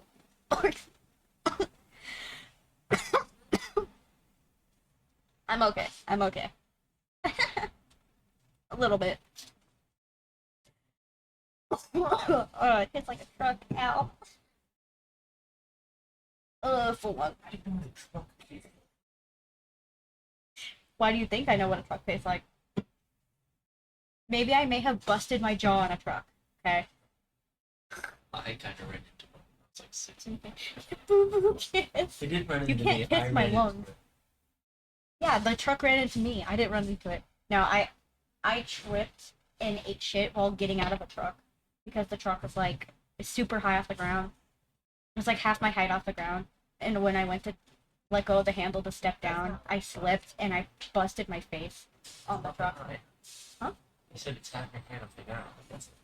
Shut up! Rude! I'm not that short, motherfucker. So mean. Where's unlimited wrist works? True. There's an experience seeing that Chris Chan and cosplayer and mannequin. True. And the proton, yeah. The protogen is gonna put in the microwave. Yeah, the Chris Chan at the con near us. Yeah, it's German. What did you expect? Motherfucker gave me a Peter Griffin sticker. I almost spilled Monster all over my shirt by trying to drink it backwards. Don't be me, chat. Don't be me, guys. Don't spill Monster by trying to drink it out of not the hole, but the spot above the hole. There's just a damn shake my hips when I walk. Damn, flex them hips. Don't be hurt. Don't drink one. Yeah, it's better. Like tea. Or coffee. Or toffee.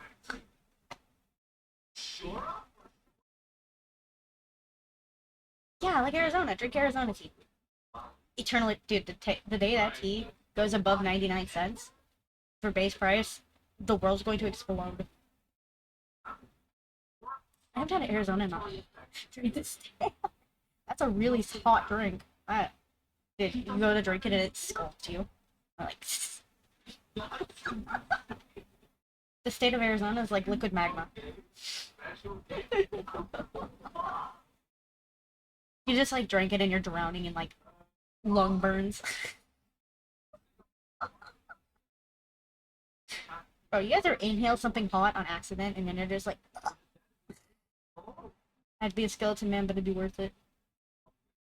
Ghost Rider would drink the entire state of Arizona.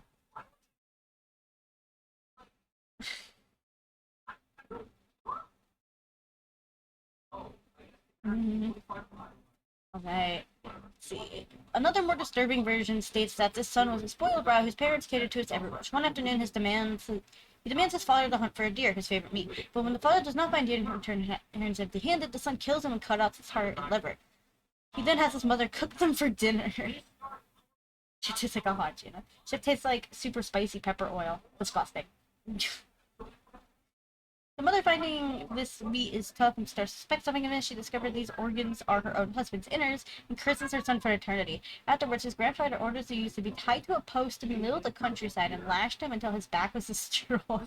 His wounds are then cleaned of alcohol, chili peppers, and lemon juice. A sack full of his father's remains were placed on his wounded back, and he was released with his grandfather's 2 rabid, starving dogs set upon him. Before releasing him, the grandfather commended him to carry the bones of his father for all eternity. Oh, it just sounds like a normal Tuesday in state of Texas. Damn. You know, that's almost as dark as the story's grim. The story's grim are pretty good. It's always the original stories that are more. Ooh. Curbs. It has a characteristic whistle that resembles the musical notes C, D, E, F, G, A, and B in that order, with the rising to tone and F, then lowering to B, then it's the whistling close and there's no danger. When the whistling sounds close, there's no danger, and the whistler is far away, but when the whistling sounds are distant, it means it's nearby. It's also said that hearing the whistle foretells one's own death, and one may hear it anywhere at any time. Yeah, Wendigos are. And Kraken, I think, is Lela Chusa. Let me open a tab for that. Duplicate tab, scroll up. Lela Chusa. Repulsive La Lechuga, but not Lechuza. What's La Lechuga? Oh no, that's okay. La Lechuza. Legend sure Texas Standard. What's that? He's 40 hours and he still isn't ready for the next visit. Oh my god. Oh god. The story is well known in northern Mexico and South Texas, with recent hysteria surrounding one incident of the legend. Many versions of La Lechuza. Okay, it goes like this. A man is walking home alone late at night. Maybe he's been drinking. All of a sudden, he hears wings rustling, and maybe he sees glowing eyes and is staring at a tree.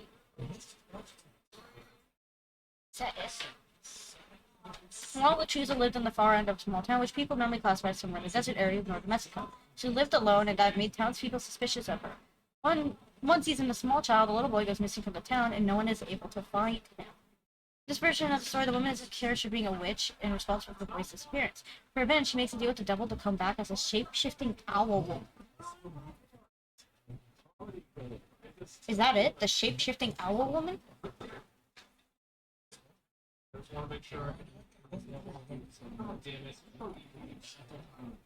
Yeah, La Lechuza, the shape-shifting owl woman.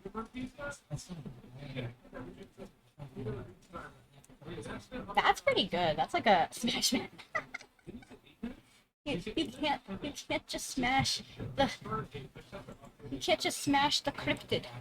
That's not how this works.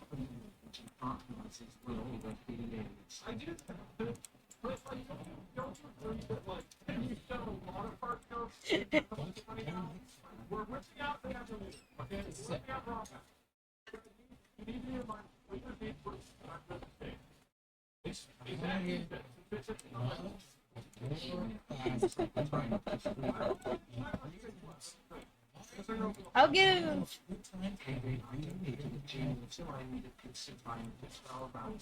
an A, and I'll give the Whistler a B.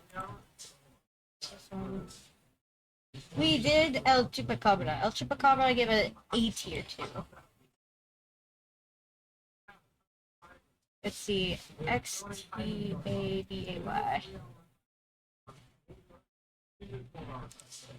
And we had the TL a peach use a Poochie. And we did La Llorona. La Llorona is S tier. Big S tier. Alright. We will do this Zitbay first, and then we will do the Talawapuchi. Big Bird of Texas. Yeah. Let me go over what we have so far. So in S tier we have Germa, Mothman, Emily Milford, La Llorona, Ahul, the Snail Cryptid, the Fat Snake, and El Chupacabra. A tier we have Champy, we have the Diubuxi, they're haunting clinging demons. We have the Jersey Devil, Nessie, the Loveland Frogman, and the Owl Lady. In B tier we have Goatman, Bigfoot, the Dubixi Box, the Yeti, and the Whistler. C tier we have King Otter, the Mumpango, and the Sea Serpent. And in D we have the Whistlefish. So we have a Travis Scott apology video based. Alright, now we have the La Zatabe, I think. Utek Maya Fort Lothair about a demonic female fatale who preys upon men in the Yucatan Peninsula. She is said to dwell in the forest to lure men to their deaths with her incomparable beauty. She is described as having a beautiful, shining black hair that falls down to her ankles and wearing a white dress. The most accepted versions of the myth comes from the book Diaz Lendas Mayas, written by Jesus Azcora Aleos. Yeah, that one. What sound does X even make? Like a noise or it's I don't know what kind of sound it makes. The hudag? I'll add hudag. Let's see. Mage goes, it's the goddess of suicide by hanging or the gallows. Oh. Yeah, I did read the other one you put. It is on the list. It is after this one. Let's see, the background. Two equally beautiful women, Nekman and Itzacoil, lived in the village or pueblo in the Yucatan Peninsula. Sometimes the women are said to be sisters and were treated poorly by her community for pernicious behavior, as was considered virtuous for her remaining celibate. The people of the village planned to exile Zikban, but they decided to allow her to reign in order to further humiliate her. Despite her ill treatment, Zikban tended to the poor, sick, and animals in need. In contrast, Zikban was cold-hearted and believed she was superior to all those around her. Oh, thank you for the gold stick. Especially those socially below her. The townspeople adored Isabella because of her celibacy and overlooked her cruelty. Several days after Isabel's death, the townspeople discovered her body was guarded by animals and surrounded by fragrant flowers. The homeless poor, whom Zealand had helped during her life, held a funeral for her, and soon after, a mysterious sweet-smelling flower grew around her grave. Zikaman had metamorphosis into a species of morning glory called in the Maya language Zetabitan. Is a lax, clambering vine that sprawls through hedges, scented the air with its festoons to delicate white trumpets, and is said to be the reason that its cheeks sheltered the defenseless. Huh. That's a lot of info. What the heck? It's so hotly believed that her dead body would smell better than her sister's. Because of her purity, however, the dead body had an unbearable smell. The entire pueblo gathered for her funeral. Flowers around her grave that disappeared the next day. It became a foul-smelling flower. Okay, that's a lot of background. So they died and became flowers. One was really pretty and the other one was not. Okay. Everybody said to wear a white dress and to have large black eyes and long black hair down to her ankles. Especially to use this to attract men who were out late at night. She waits at the Siba tree, a sacred tree in Mayan culture, and is said to comb her hair with the spines of the Cancun cactus. She lures men deep into the forest, making them lost and disoriented before woo-hooing them. And then once they have, she transforms into a poisonous serpent and devours them. Ah. Interesting.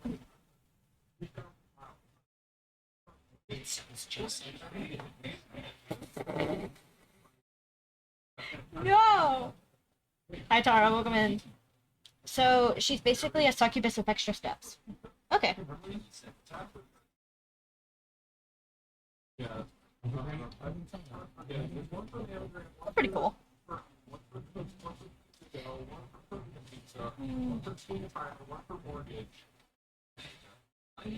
That's pretty cool. There's a good picture of her.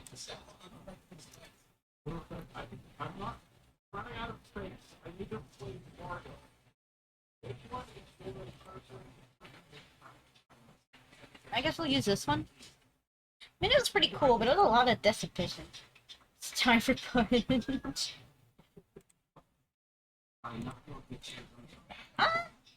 It's pretty good. I'll give it a B.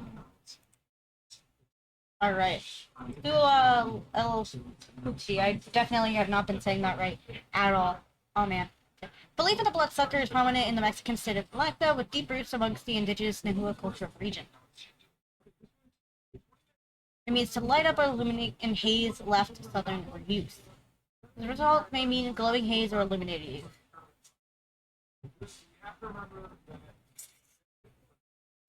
No question. Looks like a spatula, though. It's a spatula picture.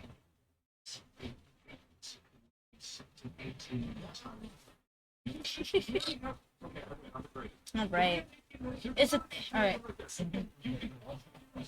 The Tlahuelpuchi is a type of vampire or witch that lives with its human family. It's able to shapeshift and suck blood of infants at night.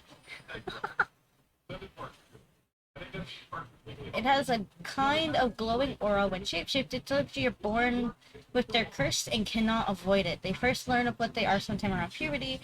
Most are female, and the females are more powerful than the males. They have some form of society. Typically, they each have their own territories. They also have a pack of shamans and other supernatural creatures. The shaman won't turn into a suspected Tlahuelpuchi. Typical signs that the victim was killed by the Tlahuelpuchi are bruises on their upper body. Largely feed on children, though they can eat others. Saw a comment on the Iriam ads and it said, worse than reality.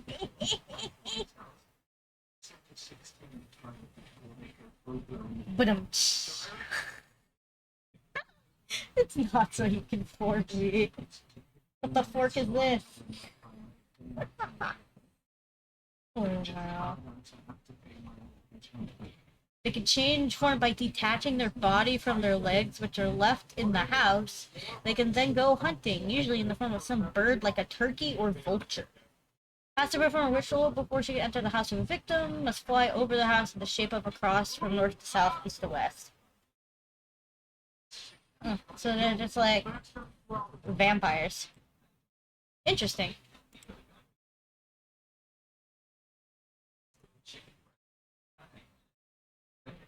Interesting.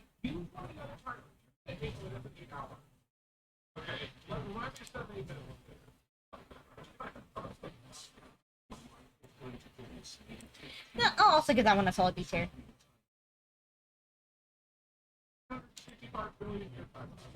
What was the one you said again, Lex? I'm gonna see here. Let me see if I can dig through the Hodag, Big Bird of Texas. Big Bird of... I spelled bird wrong. Bird.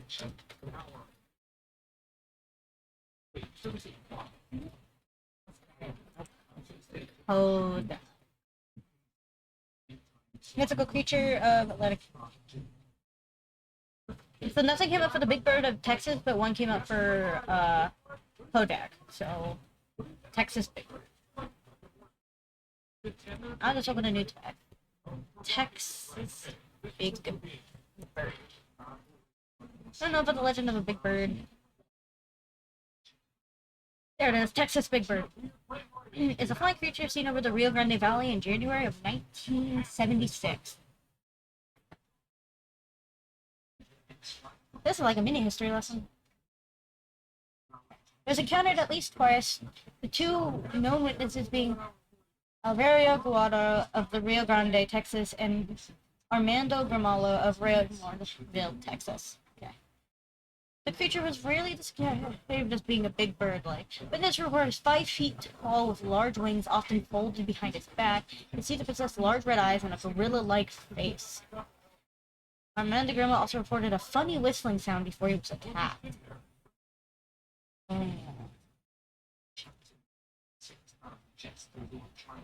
That's interesting. That's it. That's all the information, right?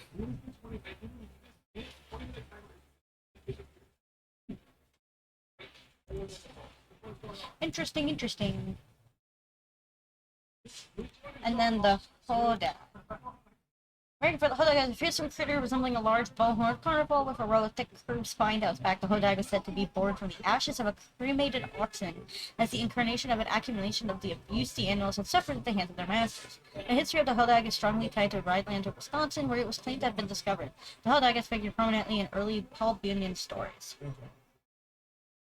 El Charo. That is also how you say the color black in Spanish. So, yeah. The origins of the Hodag. Through the discovery of a Hodag around Wisconsin, the articles claim the Hodag had been the head of a frog, the grinning face of a giant elephant, big short legs set off by huge claws, back of a dinosaur, and a long tail with spears at the end. Reports were instigated well known by a Wisconsin land surveyor, timber cruiser, and prankster Eugene Shepard, who rounded up the council to kill the animal. The group reported that they needed to use dynamite to kill the beast. Photograph of the raids of the charred beast released in media. It was the fiercest, strangest, most frightening monster to ever raise her sharp claws in the earth. It became extinct after its main food source, all white bulldogs, and became scarce in the area. Ah.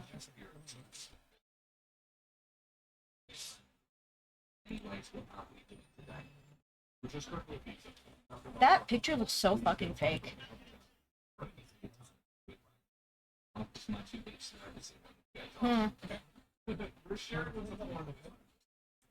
This picture of the Hodag just looks so fake. It looks so goofy.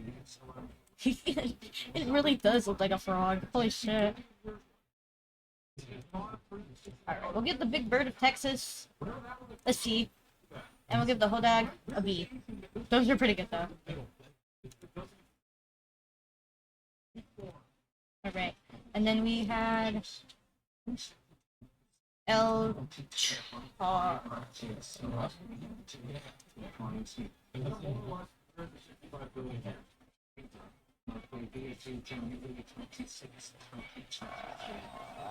Nothing on Wikipedia about that, so we're gonna go El Char.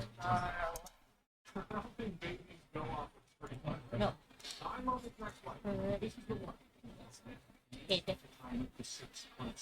I'm trying to go purple. There it is. We'll go. Yeah. El Charro Negro is a supernatural being of Mexican folklore, originated from the Chipula Pueblo, who has appearances throughout various locations in Mexico, such as Morales, Xochimilco, Tlalpan, San Andreas, Toltepec, Barca, Hidalgo, and some of the many states of the Mexican Republic. The current version links the Black Taro with the representation of the devil, however, it appeared in states in the time of conquest in Mexico. Unlike other supernatural beings who seek to terrorize populations or the land loss, the Black Taro represents the punishment of moral order. Oh. Ooh, I got spots in my vision now. Oh, man. Oh, dear. Ooh. I'm good. I'm good. Me too. Ooh. The eyeballs.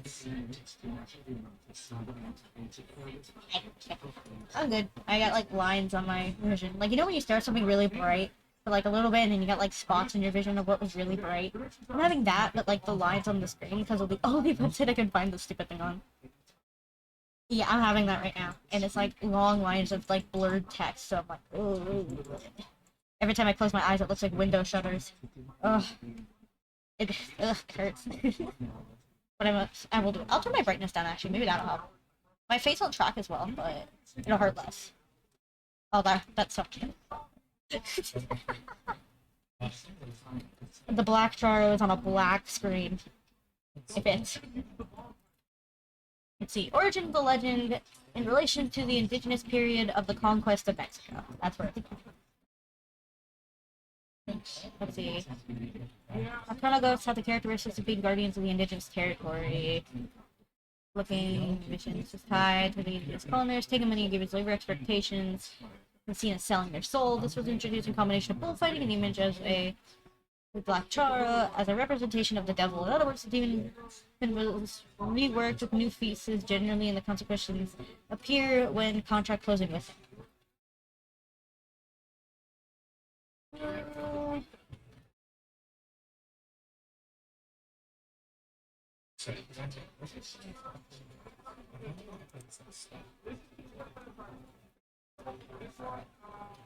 I think it's pretty cool. That's interesting.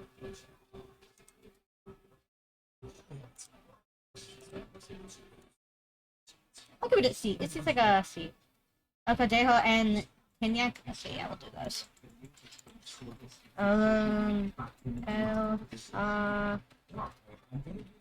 Dejo. And then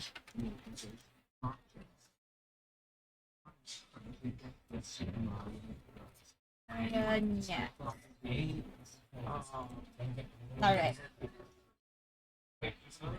This article has multiple issues. Please improve it or discuss the issues here. Topic of the article may not meet Archivist's general mobility guidelines. The article rarely relies entirely on a single source.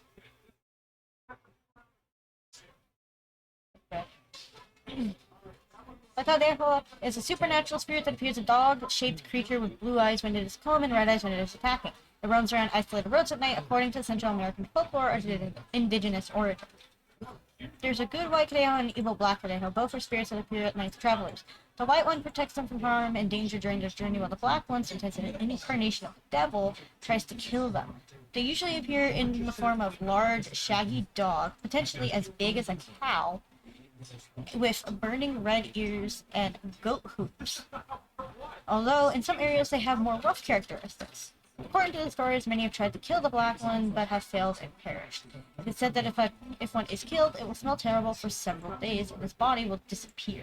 Some Guatemalan and Saldovian folklore also tells of the Cadejo that protects drunk people against anyone who tries to hurt or rob them. When a Cadejo is near, it is said to bring a strong goat-like smell. Turning one's back on it or speaking to it is said to induce insanity. Yo, that's cool. Talk to me and go nuts. Well, that would mean I'm immune because I'm already insane. So, I mean, hey. New Hayami superpower drop, guys.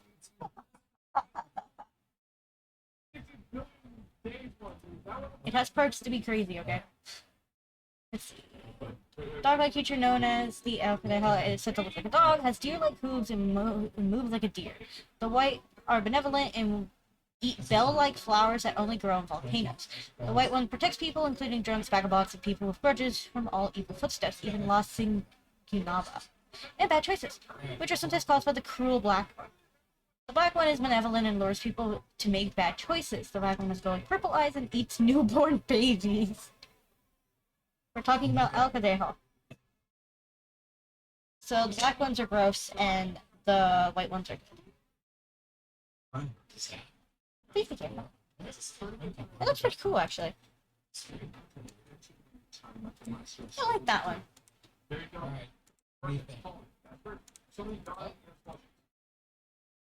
I'll get that one a B tier. That's cool. Oh, my face tracking died. Oh no. Turn it right. Alright, and then there we go. There. I'm alive. Oh, I can take it. Alright, now we are at the Tianak. I probably did not say that right. Tianak is a vampiric creature in the Philippine mythology that takes on the form of a toddler or a baby. Although there are various types, it typically takes the form of a newborn baby and cries in the jungle to attract unwary travelers. Once it is picked up by an unfortunate passerby, it reverts its true form and attacks the victim. The Tianak is also depicted to take benevolent delight in leading travelers astray or in abducting children. Spring and healed jacks.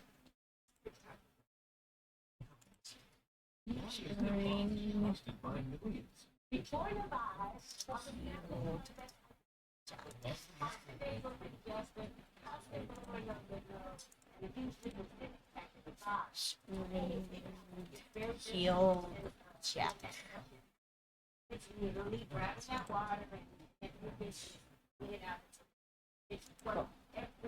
Apparently, to combat it, you have to wear your shirt in. What? And a name, namely that if any woman died in childbirth, she and the child suffers punishment, and that at night she could be heard lamenting. This was cut up in May the horror and glory be our gods and our lords among the Tunglos, not a trace of this is left, and those in your Mary. My screen just scrolled on its own. Oh. Okay. Pick them up their hair. Huh. Cool. Love it when someone eats people. And you guys will be able to ask the question, get his thoughts on what they think this game was. It just looks like a spooky baby. It's like a spooky baby. I'm putting in a beat here. It looks goofy. Spring Hill Jack. Spring Hill Jack is an entity in English folklore of the Victorian era. The first claimed sighting of Spring Hill Jack was in 1837. Later sightings were reported all over the United Kingdom, and especially prevalent in suburban London and the Midlands and Scotland. There are many theories about the nature and identity of Spring Hill Jack. This urban legend was very popular in its time due to tales of bizarre appearance and ability to make extraordinary leaps. To the point he became the topic of several works of fiction. Huh. Spring Hill Jack was described by people who claimed to see him as having a terrifying and frightful appearance, with diabolical physiognomy, clawed hands, and eyes that resembled red velvet of fire. One report claimed that beneath a black cloak, he wore a helmet and a tight-fitting white garment like an oilskin. Many stories also mention a devil-like aspect. Others says he was tall and thin and appeared to be a gentleman. Several reports mentioned that he could breathe out blue and white flames and that he wore sharp metallic claws at his fingertips. These two people claimed that he was able to speak comprehensible English. Guys, he could talk! Oh my god, he could talk!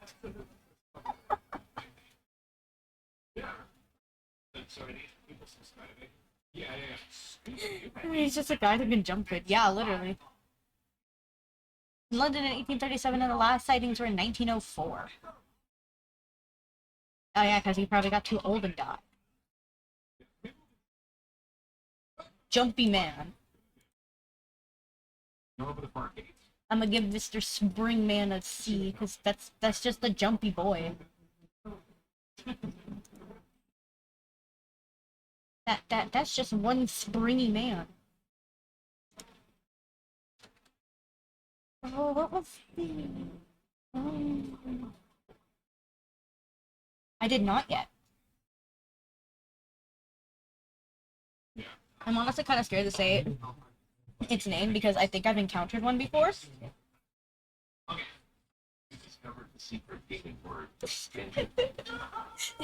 one of the many reasons I will never go up north when it's cold again. Because I think I accidentally pissed one off and pushed you on my back. Ow! Rude. But we will do the Wendigo. But yeah, I think I accidentally ended up encountering one up north, and I was so fucking scared. I was like, oh god, oh god, oh god, oh god. I was so horrified every time. Because I worked at a job that had me out until like 10 o'clock at night. In a very heavily wooded area, and I was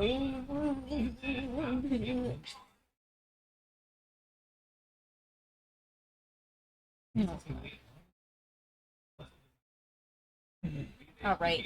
In folklore, Wendigo is a part of a traditional belief system of a number of Algonquin speaking peoples, including Ojibwe, thus Frontenac. I am butchered all of these so bad.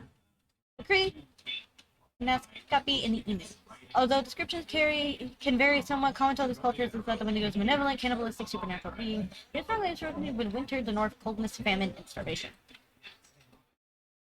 The Fresno Nightcrawler. Ooh. Alright. Wendigo was gaunt to the point of emancipation. It's described.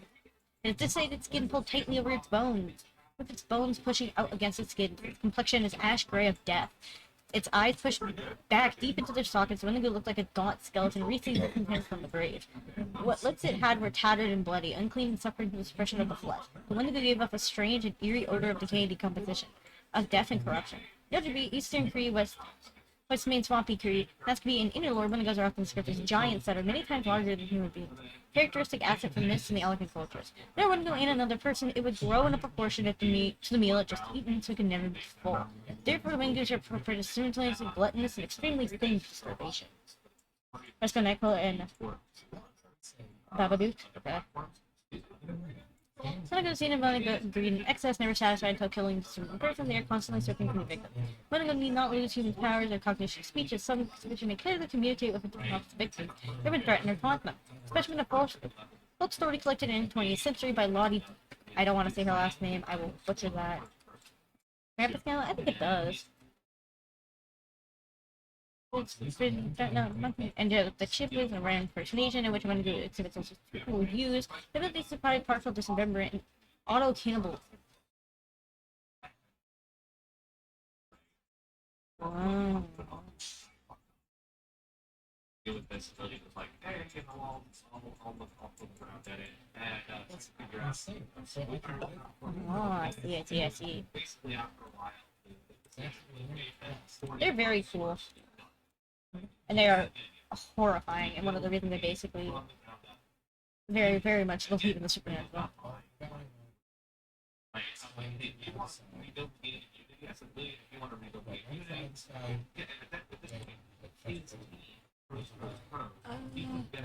Use this one. I'll give it an S tier, just because it is very, very famous one. Very big and very, very big. At this point, might as well be. Alright, it's going back up the list. Fresno Night. Fresno Night. Oh, it's not gonna pop up there, so I have to go and look it up. Fresno Nightcrawler. Fresno Nightcrawler. And then we also had, Babadook. Let's take a look at the new one for that one too. Babadook. And then we had, Krampus.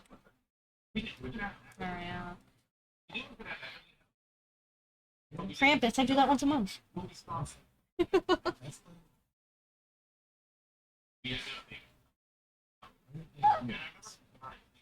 Friend by proxy. Creature by proxy. Alright. Fresno Nightcrawler. Also known as the Fresno Alien, is a cryptid that has made 4 noticeable appearances so far, 2 of them in California, 1 in Fresno, and the other one in Yosemite National Park. Both sightings are seen in video footage. Amanda Poland has also claimed to see the creature. It's been another sighting in Billings, Montana. Ask Chris about this. Oh, true. I can ask my Fresno friend about the Fresno cryptid. Hang on, let me go find him.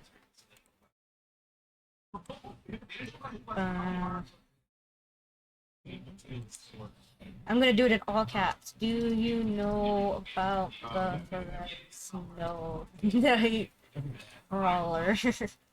And a bunch of exclamation question marks. There we go. The most chaotic message. Alright. Yeah, 2020. First sighting in 2007, last sighting 2020. Dude, that's funny. Careful! Don't you be another me. Be careful. That's precious. Slenderman. Bruh. My perception of Slenderman has been so warped by the internet. I can't see it as creepy anymore. So he does count. In fact, someone was almost murdered over him, so hey. Yeah, creepypastas aren't cryptid though. I'll do a separate creepypasta tier list. How about that? We'll do another day a separate creepypasta tier list. I'll put him here, but I'll put him in D tier. One witness, a 60-year-old former Marine yet to be named, his wife were driving near Carmel on December 12th, 2014. 10 years ago. when they came over a hill and saw a 7-foot tall, slender, gray creature who was now known as the Carmel area creature. The unnamed witnessed its following. We recently bought a place in Fort Hill area. We first noticed about 30 days of living there since they had a perfect circle that stays fresh green no matter what weather in our front yard.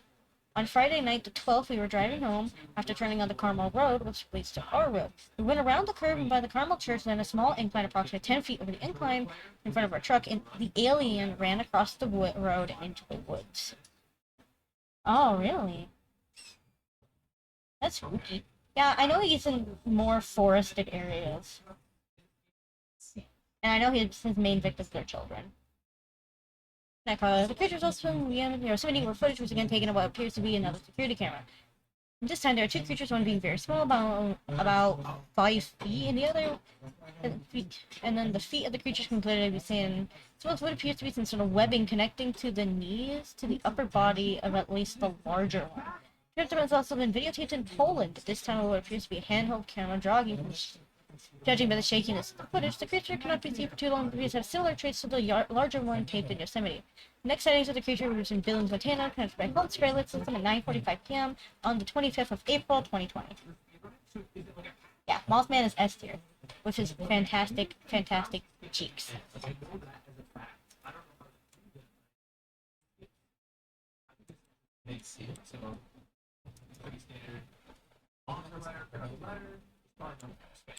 Oh, I see. Yo, they look freaky. They're probably just little fellas. The night crawlers are just little fellas. That's actually really recent. B tier. They do look like a little.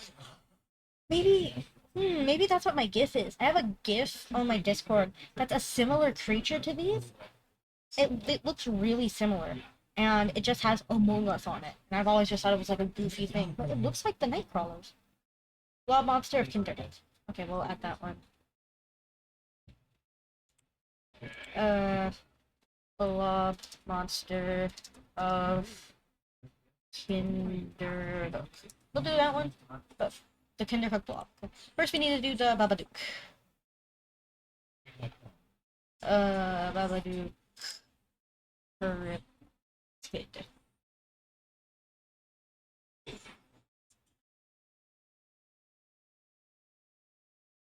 The only thing that comes up is the movie for the Babadook. Oh, it's probably Mr. Babadook. It's a boogeyman who appears in the titular 2014 film The Babadook. He's based off an old myth called The Babadook. What if they go over to 1 week for the actor? Oh, okay, I found the actual creature. I'm having fun. The Babadook, okay. Creature described as 7 feet tall with a shadowy face and body in Germany, and the date was January 13th, 1813. The Babadook is a legendary and somewhat mythical monster from Germany who reportedly murders people after the reading of a sketchily drawn book in childish rhyme called The Babadook. According to the legend, the monster was first sighted in 1813 when it killed its first and hopefully last victim. During the murder, the person in the house over here was described as a piercing shriek. The book was apparently burnt down in a fire, but other versions of the legends is that it was burnt by the German government. The actual historical facts of the incident are unrevealed. Oh. There are no origins for it, which is maybe called the local version of Bigfoot or even inspiration involving death as a spirit. Oh.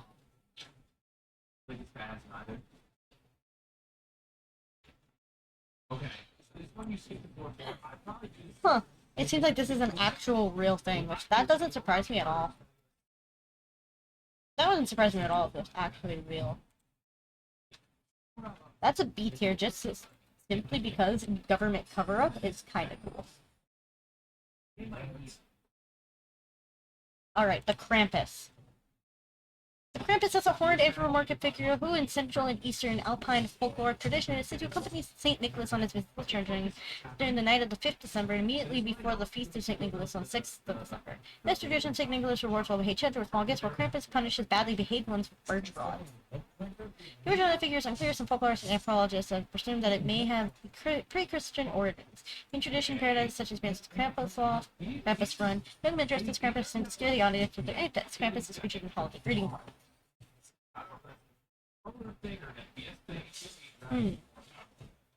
Discussing the observations in 1975 about Erding and small tennis Egypt, John J. Hoover wrote the St. Nicholas Festival we are describing incorporates the cultural elements of widely distributed in Europe.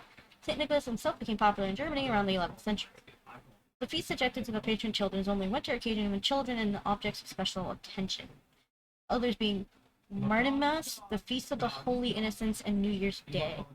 Masked devils acting boisterously and making nuisance of themselves, well known in Germany since at least the 16th century. Krampus is usually featured as a man with horns and a grotesque human foot and one foot made of goat. Stickily covered in black hair and has very long snake-like, dragon-like tongue, these qualities have increasingly made Krampus a character of horror costumes and films.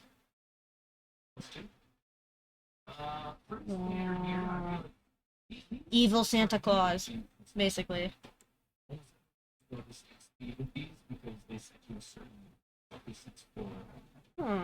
So I think if I were to do my goal split on the start of these and then it's C tier for Evil Santa Claus. There we go. Alright. The Kinderhook Blob. In 1960s New York, no fewer than 6 witnesses encountered a floating, mysterious blob-like creature that was so terrifying 2 armed men fled from it in terror. Stories of this creature began in Kinderhook, New York. The first report from 1962 comes a 10-year-old boy at the time, his 7-year-old cousin, Chari. The rest are from people who happened to be in the woods several years after, including one encounter such as recent as 2017.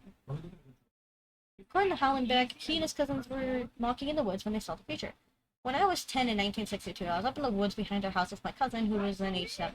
We both heard this really high-pitched whistle noise. They looked for the source of the sound, and Hallenbeck described a white object peering at me from behind a nearby pine tree. He later clarified the statement that I say peering, but in fact had no eyes that I could see. 2 chased children hastily ran back to Hallenbeck's parents' home. For 2 years it was all quiet, but an unnamed man hiking through the woods saw a big white blob floating towards him. It terrified him so much that he jumped over a pond measuring 6 feet across, and he eventually mustered up the courage to return to the scene with his once skeptical friend, armed with shovels and pitchforks. Ready to confront the beast, the friend suddenly turned white as a sheet as he suddenly pointed ahead to the white shape, which was hovering through the trees. They both lacked courage, dropped their weapons, and ran away. Oh no, it's a white blob!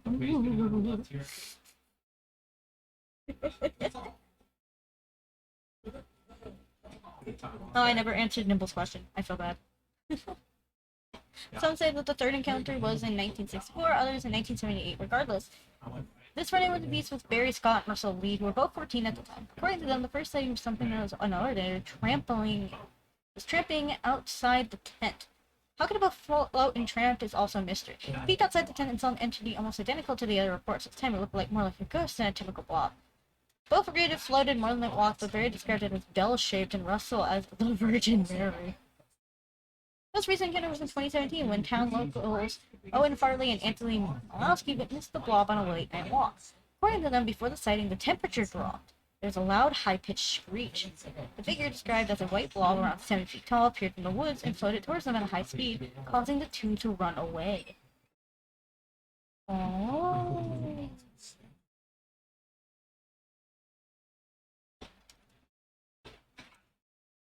Cool.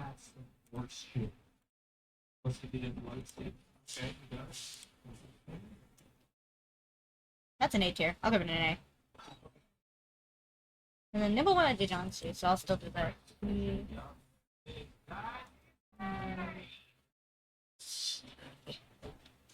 Well, now we need to get Ming in here because we're talking about her. Okay, we'll do the Deer Woman too. Alright. Zhangxi. The Zhangxi, he also knows a Chinese hopping vampire, is a type of undead creature or reanimated corpse in Chinese legend and folklore. Through the influence of the Hong Kong cinema, is dedicated to modern culture as a stiff corpse dressed in official garments from the king in the Qing dynasty. Although the pronunciation of Zhangxi varies in East Asian countries, it is often referred to the Chinese version of a vampire. Hello, Tomato Jam, welcome in. Welcome, welcome.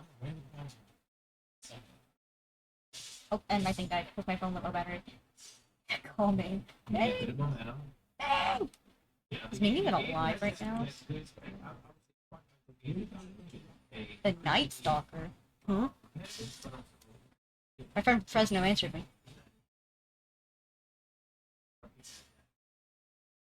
Need your super knowledge. We are talking about the dungeons. There. I told them. I told Ming we need their knowledge. So until we get Ming in here, we will then do the Deer Woman. Deer Woman. Also, Tomato, we are making a cryptid tier list, and my tracking is bad because my room is dark. And there's a journal playing right next to me. It's a good spirit. Deer Woman, sometimes known as the Deer Lady, is a spirit of Native American mythology who associates inequalities vary, depending on the situation and relationships. Generally, however, to men who have harmed women and children, she is vengeful and murderous, known to lure these men to their deaths. She appears as either a beautiful young woman with deer feet or as a deer. Oh. Yeah, normal hamster. So much time. I have not done Wampus Cat. Let me... Wampus... We'll do Wampus Cat real quick. Hi, Ming! Hello! We're doing the Wampus Cat and then we're doing Jujutsu. No, you're good. I should have done it earlier. I'm sorry. They get buried. We'll do Wampus Cat real quick. Wampus Cat is a cat-like creature in American folklore that varies widely in appearance, ranging from frightful to comical depending on the region. Early remnants of the American dialect society know the Wampus Cat is a creature heard whining about camps at night, a spiritual green cat having occult powers, or an unidentified imaginary animal. Meaning ice. Yes. Give me all the Jujutsu knowledge. Wampus Cat is mascot of some schools. So it's a goofy cat. It's a six-legged cat. I see. I like it. That's a cute one. I'm gonna see. C tier for Wampus Cat. Goofy Witch Cat, yeah. Alright, the Jujutsu. Give us your knowledge, man.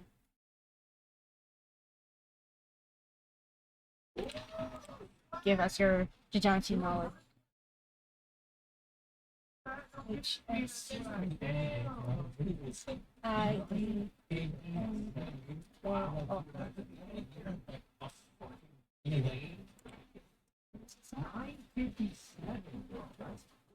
Oh boy. Oh boy. Hello, Ryan. Welcome in. Since you're Chinese talking, zombie vampire just reach blood, but instead soul force. Yeah, I see. Howdy. Welcome in.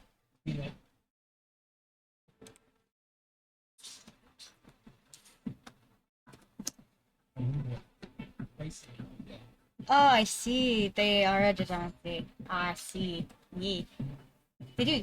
Digger suggested and belief in Jujutsu is part of the natural horror of the sight of dead bodies nourished by the presence of unburied corpses in the Imperial China, which studded the landscape.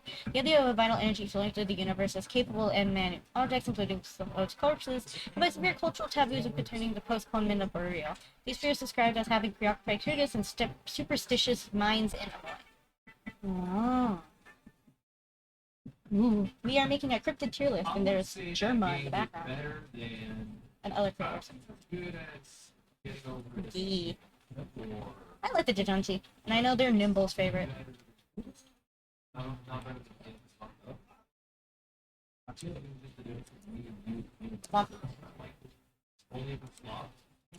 We will give them S tier, because if I don't, Nimble will literally murder me. Big Wendigoon fan, I take it? Yeah, S tier. Yeah, Wendigoon's great. Wendigoon is its own cryptid.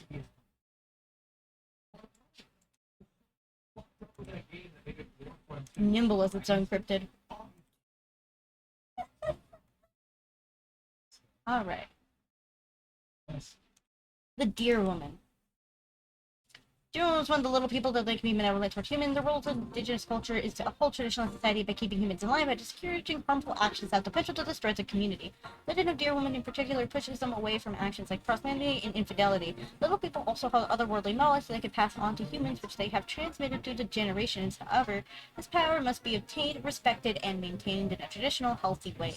Just an example, what happens when these spiritual rules are broken and people incur the wrath of the Deer Woman and her uncle Thunder soon die. Mm. Yeah. I love Wendigoon. I watched his Cryptid Iceberg. It was awesome. I watched the full video. The thing on Unknown Lane. Alright. Well, I need a new tab. See. Oh yeah, Jackalope. We'll do Jackalope. And then we'll do the thing on Unknown. Hello. And then the thing on Unknown. Dear Woman? It seems pretty cool. I'll give it a Dear Woman. Dear Woman. I'll give it a B tier. A little while ago, and then we chose We'll do this one. fans. We flew them out to Los Angeles to say that Give her a B tier. and play against two invites. Alright, the Jackalope. I'll scroll.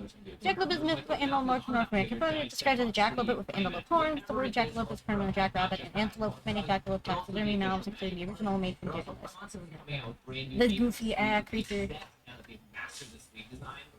Legend upon the Wyoming taxidermies were built mainly related to the story other cultures found. So all of that is available. Folklore sees the jackalope as one of the tall-tail animals that is fearsome critters common to North American culture. Since the turn of the 20th century, these fabulous beasts appear in tall tales featuring hodax, giant snakes, fur-bearing trout, and many other stories on this list. Comic hoaxing by entrepreneurs who seek to attain their own personal fortune. Stuff like that.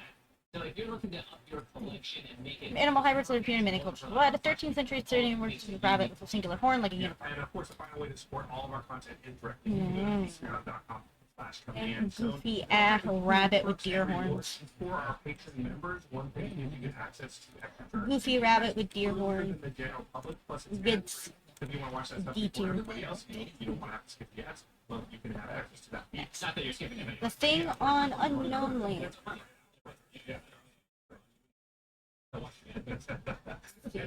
All I'm getting for the thing on Unknown Lane is Kansas Cryptid. Or there's the thing roadside attraction.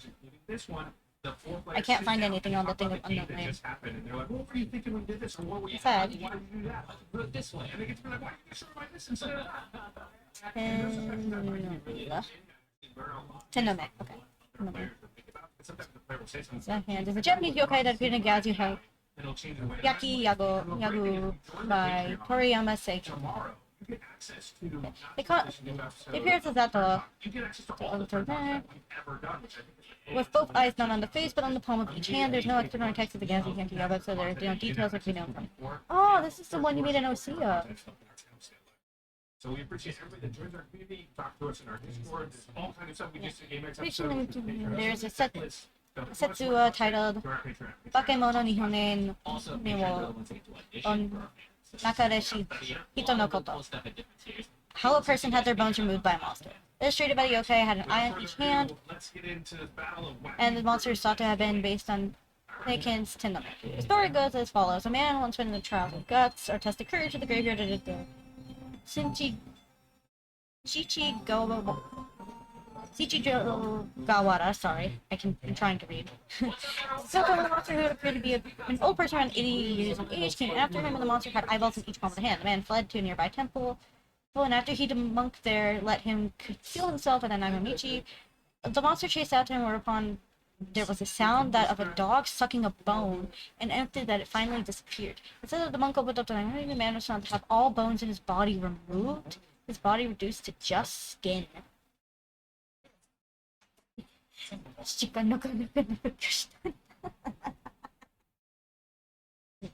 pretty cool. You can't escape, it will suck your bones.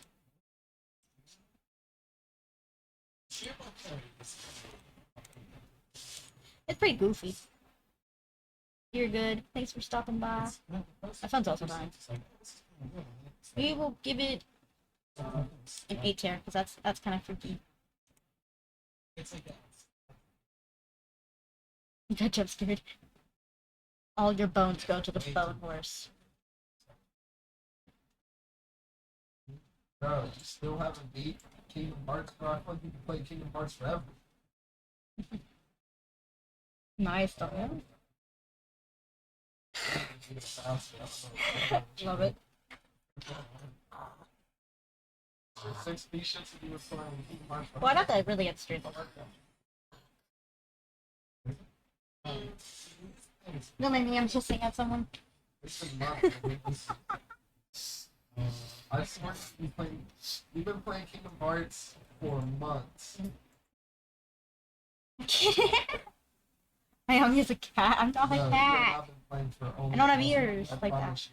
But this dumb human No, one. it is not. You've had Kingdom Hearts for so long. I swear you had. What's Kingdom another Hearts cryptid we could for at do? least, like, I have the list open still. Yes, it has, bro. The Dover Demon. What's the Dover Demon? It was early on. My legs hurt. Talking about. Are you turning into like No. I'm doing one tier list on cryptids. Bruh. Alright, the Dover Demon is a creature reportedly sighted April 21st to 22nd in 1977 in Dover, Massachusetts, a town about 15 miles southwest of downtown Boston.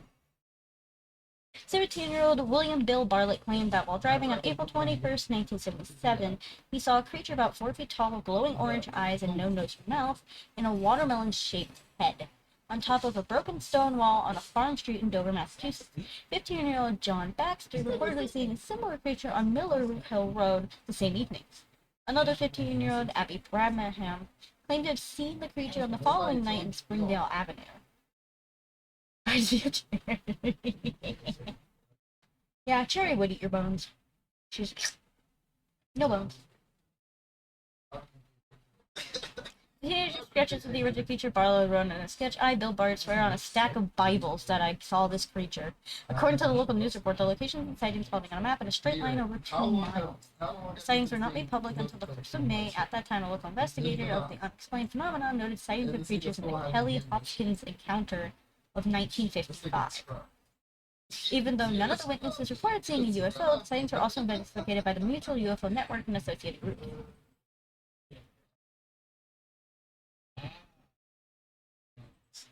Possible creature may have been a fall or a moose calf. Skeptic Joe Nickel believes the creature is likely a snowy owl based on the size and plumage that would have reflected the yellow eyes and headlights of older cats and peach color described by Bartlett. Additional long spiny arms and fingers, which could have been the partially opened wings and displayed feathers at the wingtips of the snowy owl. Or metaphor. Sure, Mr. Skeptic. I gotta start packing. Alright, the Dover Demon's interesting. I think we'll give it a C tier. C tier for the Dover Demon.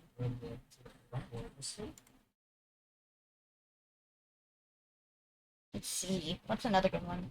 Damn, Ming just left when I was by the color. Ming appears and then disappears. The Night Stalker, I believe in the Aries versus first Hispanic serial killer. He would sneak into people's homes and shoot them in the head. Huh. Interesting.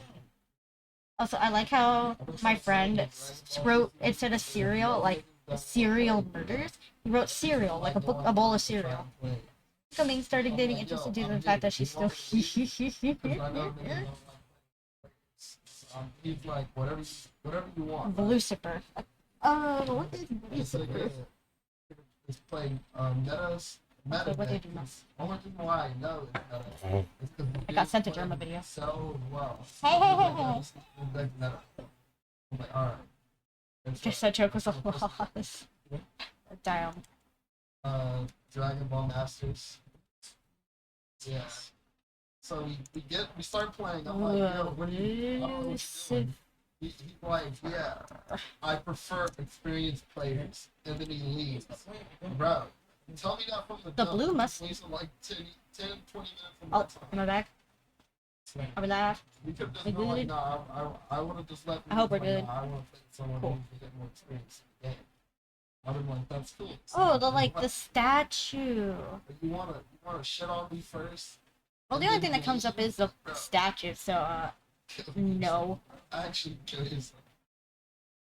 Bro, you could. It looks cool though. No, he's like, bro, you could have just been like, you could have just been like, nah. I It want does this look one cool. A bit better. You didn't have to tell me. You could. He was like, whatever you want to do. I'm like, Hey, all right. The I'm gonna play. Mongolian death worm. What the And fuck then is a he- Mongolian after death just worm? dropping some shit. and then Mongolian taking- death worm taking some damage is a out. creature alleged to exist in the Gobi Desert. Investigations into the legendary creature have been pursued by amateur cryptozoologists and credited academics. It's like, but there's little evidence found to support its existence. It can be considered a cryptic or mythological animal. Talk to you about the statue who murked its creator. Like 3 TCGs. The One Piece one, the Dragon Ball one. Then tell me about the statue that killed its creator. I do know how to play the Digimon. Wait, was the creator the guy who bled to death in the Blue Mustang? I thought there was like a little slip about deaths. Yeah, bro. It's so good. About It's so Dragon good, Ball. bro. I promise you. Oh, I it gotta- did I kill gotta his read my creator. account. Spooky. How dare you birth me? Bonk. You gotta Wow, go to, what like, a conventions great for that shit. description I'll never for have body. flesh-eating intestine. It's shaped like a sausage about 2 feet long, has no head nor leg, and it is so poisonous that merely touch it Wow. makes it death. Let It lives in the most grown- desolate parts of the let grown Gobi Desert. folks talk to it. Yeah. You have The a Dragon conversation Balls. and you just, yeah, you ready to play Spark? No. In 1932, Andrew published this information again in The New Conquest of Central Asia, adding it's reported to live in the most arid, sandy regions of western Gobi. It is, however, did not believe in the creature's existence. The worm is said to inhabit the western or southern Gobi. In 1987, the book Al-Tahim Sada Govid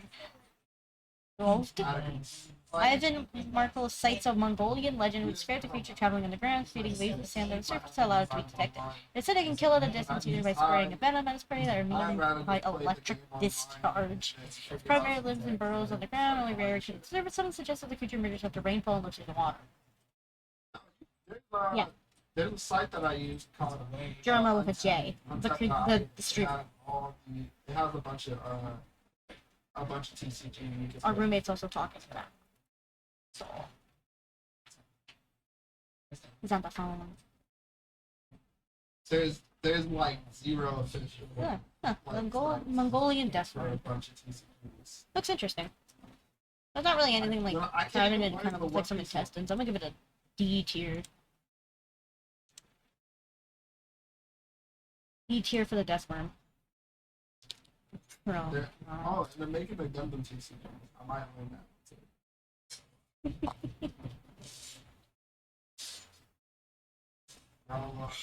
It does sound like a lot of people. There's also a Germa, so there's a stream, there's me yapping, there's another 2 other people yapping. It's a full house. Is it a Bleach fighting game or is it just a story game? Let's see. I'm assuming it's a fighting game. I mean, One Piece That's does it another all the good time. One Piece does it all the time, bro. Hmm. I didn't know if it was a fighting game. The book hit Timma Monkey I Man. just saw that it said 2 players. What's the monkey man? I don't know, dude. Oh, there it was. There it was. You know, Oh. Alright. I'm done trolling. I'm done trolling. I'm done trolling. I'm done trolling. See that for the American Gas promise. So yeah. Narrate. Book hit Timma Monkey Man, also abbreviated as the BTM or the BTMM. Legendary creature said to inhabit Singapore, chiefly in the forested Bukit Timah region. The creature is often cited as a port-driven hominid or primate that is also accounted for being immortal. However, its exact identity remains unknown as its existence is disputed. Documentation of the BMTs is sparse and unscattered. The creature is largely considered a product of local folklore. Oh. German, you're nuts.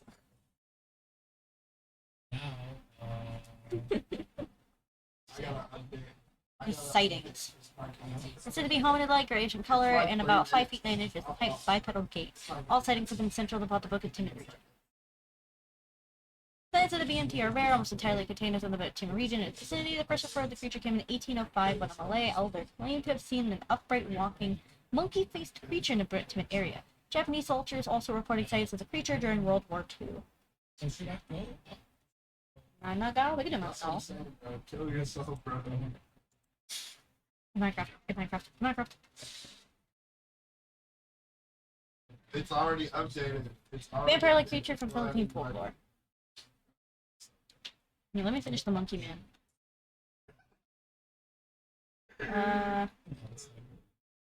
It's just a big monkey that had multiple sightings. It's kind of cool. Bro.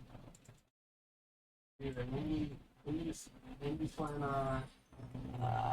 we gonna start playing tower defenses again. Oh, that's a picture of the actual thing. It looks like monkeyified Bigfoot.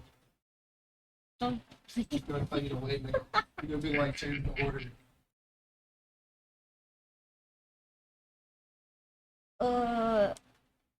Want to see it. Okay. The Mananan Gal.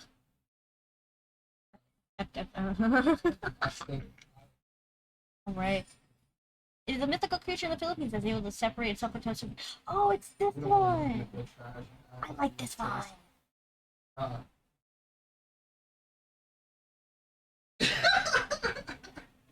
It's described as scary, often hideous, usually depicted as female and always capable of severing its upper torso with its intestines trailing out and sporting huge bat-like wings to fly into and uncertain victims. Don't do this to me. Domain expansion.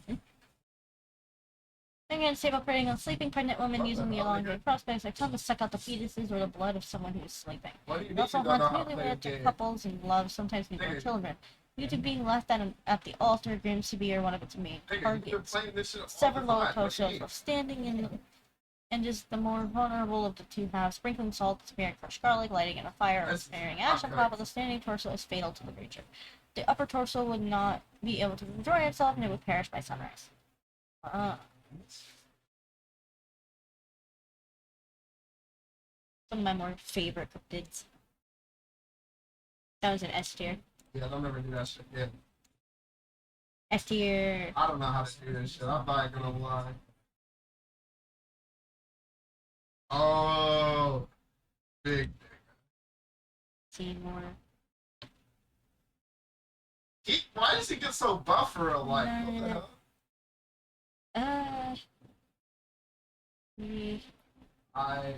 I'm looking. The Yowie? Okay, I remember how to do my skills. I'm back. No, it's one of several names for an Australian folklore entity that is repeated to live in the outback.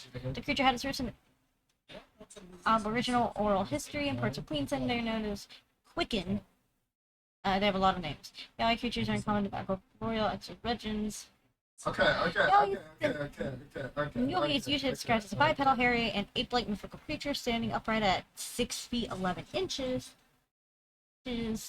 And 12 feet. The Yowie's feet are described as much larger than humans, but alleged Yowie tracks are inconsistent in shape to toe number. Let's go. In shape and toe number. There's a horse game Philippine folklore. I don't think it's safe. I don't think I did it fast. Oh, probably not.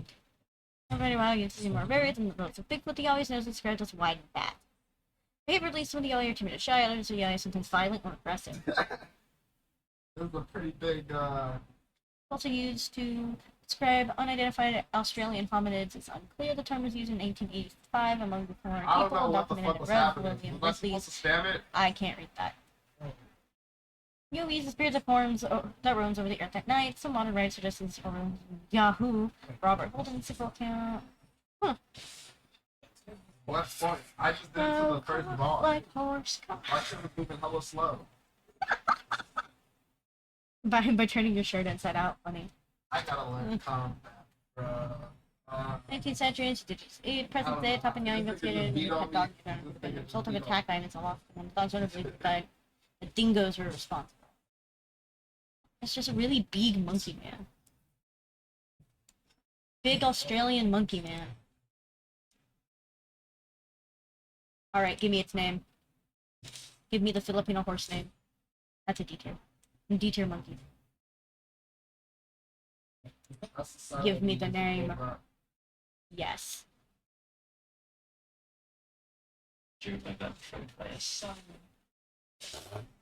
Base. That's the site for Give my me card game. the name. If it's a lewd picture, I'll just take the part of it that is not so lewd. A lot of niggas use it for Magic, but there's some people that be playing this. Do it. Or other, I tried learning card fight, but another one for the some of the Philippines. games need to be There, able but to I play wanted you. fucking Yo, his cock is just straight out in the wild. God damn. The band are said to learn in the mountains. They're in the mountains of the Philippines. A tall, bony, humanoid, half-human, half-horse creature with its head and hooves and the horse disproportionately long limbs. The point where its knees reach above its head when it's falls down. The suburbs is transformed of a large speed sent to the earth from limbo. I see. Horses by nature, this field seeds the species famous early in the earliest writing records about the tiddling do not specify horse or animal mythology. Document, okay, let's see. Describe elements of ghost spirits and forest terms. Interesting expansion is phantoms in the mountain, wild kingdoms, nature spirits, and offensive, aggressive, wild beasts is used by early tale-looks identifying them hoofly and civil.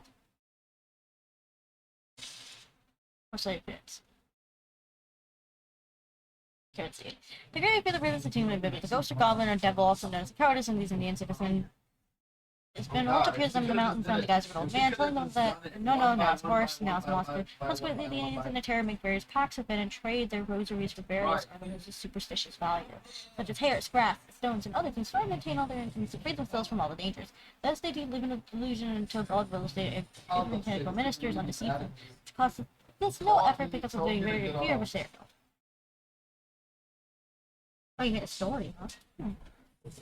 Which is sensitive to make it turn already repaired no matter how far they go. Turn. It's countered by wearing one shirt inside out. Hi, Rival.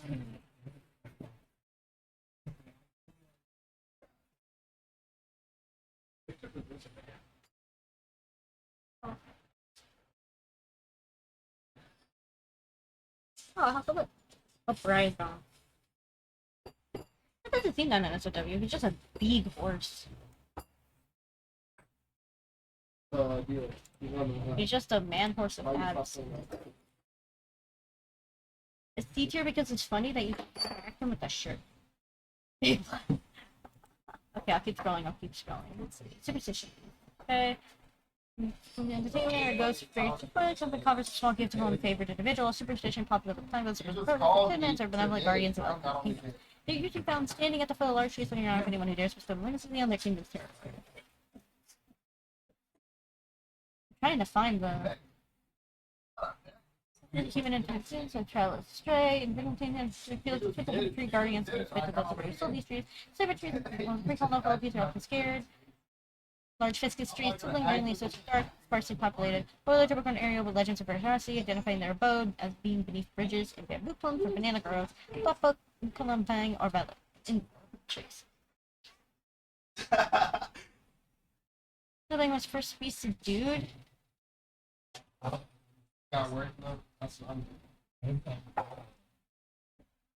Where's the...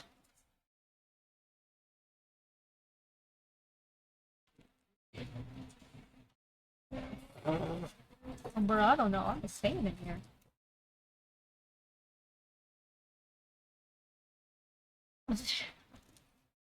I think it's not safe for work. I didn't read anything that was not safe for work.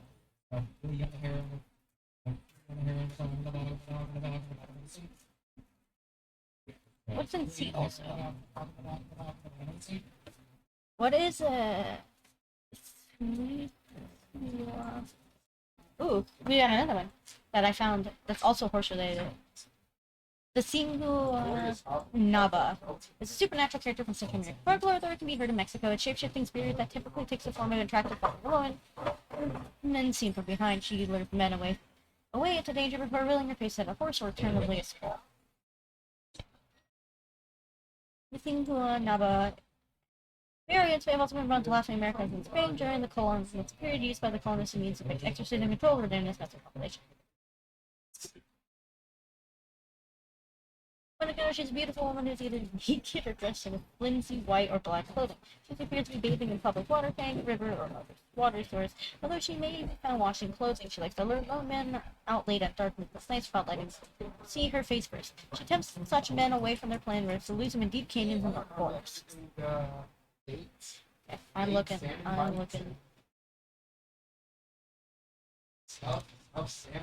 Ah! Wasn't that great? Should I put him in B tier though? Should I put him lower? Should I put him like D tier? To Traditional members who sit around the border regions of Guatemala. El Salvador, those who season evil makes a cross upon her or bite their machetes, simply bashing both the evil spirit and fear and force the victim. Huh. Horse lady's interesting. We'll keep him in C. We'll also put the horse lady in C. The horse who put Jiminy from the mouth washing tears. Jimmy is a fuck.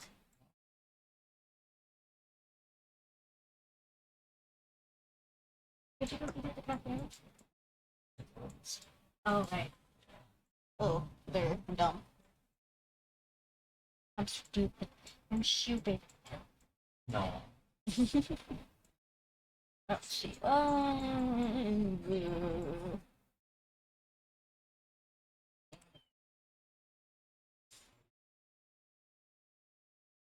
Alright, let's look in the C also list. It's a piece dream. Yeah, exactly. We'd love to be in a tier list of horses. That's why we don't put them in one. Do a couple more. Let's do. Ooh, Madame Koi Koi. What's Madame Koi Koi? Madame Koi Koi is a Nigerian urban legend featuring eventful ghosts who haunts dormitories, hallways, and toilets in boarding schools at night. While in day school, she haunts the toilets of students who come to school too early or leave too late. She is often depicted wearing a pair of red heels or wearing a single heel. She's one of the most popular boarding school ghosts in Nigeria. Interesting. Koi Koi is taken from the sounds her heels make whenever she comes to prey on students at night. There's several stories that tell the origins of Madame Koi Koi. In Nigeria, she is depicted as a stylish teacher in a secondary school known for her beauty and her red heels. Whenever she walked through the hallways, her shoes would make the sound Koi Koi, which is where the name Madame Koi Koi comes from. It was also said she was very nasty to students and would beat them up for no reason. She was fired when she slapped a female student and injured her ear. On her journey back home, she followed an accident and died. Before she died, she swore she would have her revenge on the school and its students. Oh, Hachisaka-sama. I love Hachisaka-sama. Her social relationship with the streamer and the viewer. Yeah, it is. It's very interesting. I love Hachisaka-sama. Such a very good cryptid. Hello, Ghost Cat. Welcome in. Welcome, welcome. We're doing cryptids. And on a tier list. I'll put Hachisaka-sama.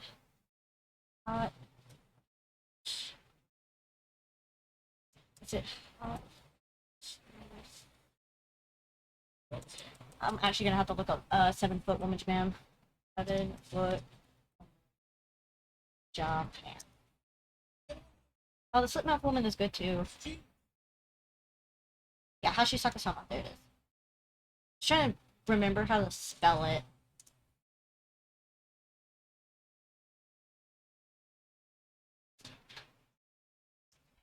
Let's finish Madame Koi Koi, and then we'll do Hachisaka-sama, and then we'll do the Slipknot woman. We'll do them all in order. In school, I heard a Koi Koi sound in the hallways of the dormitories, and the lights out, and the clicking and heels on the floor. Oh. So she just got mad that they fired her for being a piece of shit. Huh.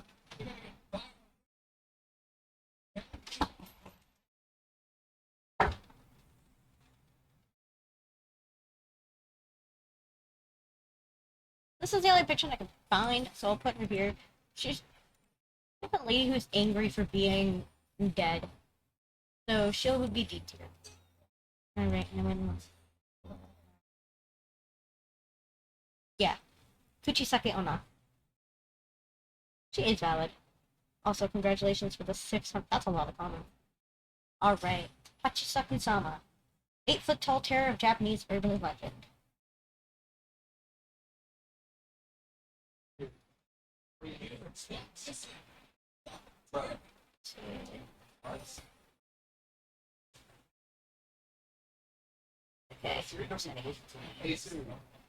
It's different depending on the person who saw her. Sometimes she's a young woman in grave clothes. At other times, she looks older, as an older woman in the corona. Hello, Red Dragon Queen. Welcome. We're doing a cryptid tier list. This website's kind of ass, actually. Oh, that's an anime. I don't want an anime. I want the actual. Okay, let's try this site. No, that site's Heifer. That's also for anime. Some story.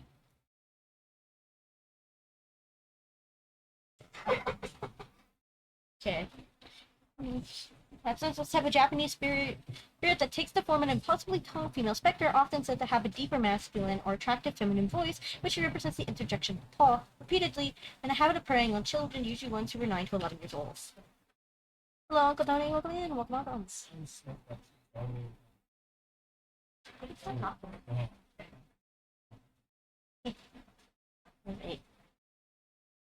Let's see, appearance.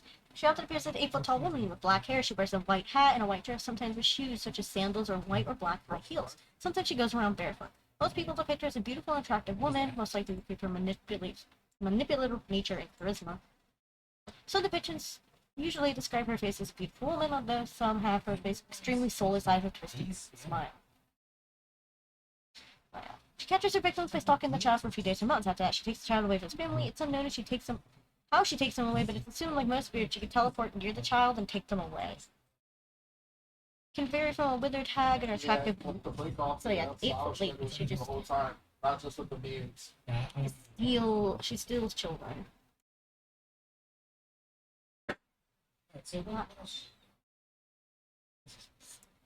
Bro said, wait. I could have gone terribly wrong. So, yeah, there we go. She's a very good one. Still, Lord. I'm gonna put her in 8 here. I remember there was like this lady who did a story of her, like a story of like a story. Alright. Chisake Onna, or the slit-mouthed woman, is a malevolent figure in Japanese urban legends and folklore. Described as a malicious spirit of a woman, she personally covers her face with a mask or another item and carries around a pair of scissors, a knife, or some other sharp object. She is mostly often described as a tall woman, and being about 175 to 180 centimeters, but some people believe she is up to 8 feet tall, having long straight black hair, white hands, pale skin, and otherwise being beautiful except for her scar. She is described as a contemporary yokai.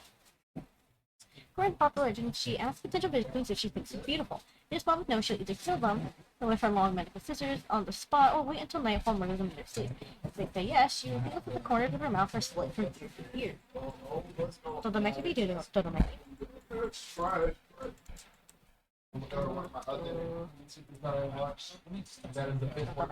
is. Oh yeah, he's great.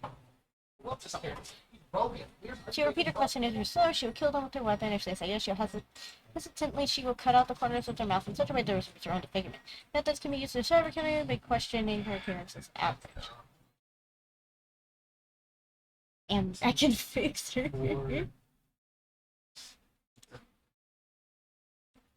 Like 11 minutes.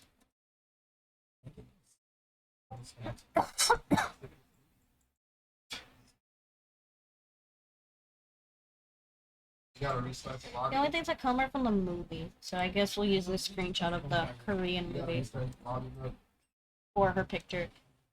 I'm also gonna give her an A. Oh, I broke. I know. Hello. Hello. Hello. You hear me? We'll give some woman. I think I got it. Oh no. Oh no. No. No. Okay, cool. Hello. Alright. Todomeki. Todomeki is a Japanese yokai described as a human woman who is cursed with having long arms covered with hundreds of bird eyes due to her habit of stealing money. Also called the Todomeki. See. Did you also make an OC of this one? Todomeki were first described in 18th century Japanese scholar Toriyama Seiken. With the long arms, the Todomeki reflects the Japanese belief that a person with long arms has a tendency to steal the bird eyes that grows on the Todomeki is brought to the Japanese dosen, a copper cone with a hole in the middle that's commonly used as known as the bird's eye. Hey, yokai are good. Also, hello, Chi, welcome in. Oh, Rand died. Yokai are cool. But we're making a tier list. Welcome back, welcome back. The creature first appears in the Konjakugazu Zoku Yaki by Toriyama Seiken. Here you see the origins of the creature been found in the Kankon Gaishi, a book that may have never existed. It has been inspired by the I'm gonna update while I watch. shows it a creature with multiple. That's pretty cool.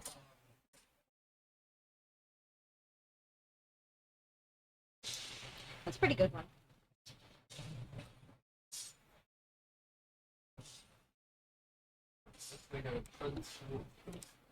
Look at the one to beat here.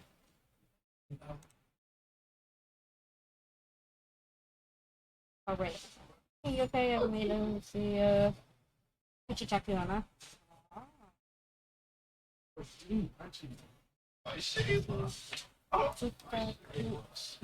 On that. Japanese the two-mouth woman is a type of yokai Japanese monster. She's cured by stabbing for two mouths. No ball looks on her face, and a second one on the back of her head beneath the hair. There, the woman's skull splits apart, forming lips and teeth and a tongue entirely of an entirely functional second mouth. Oh yeah, I remember you making no see of this one.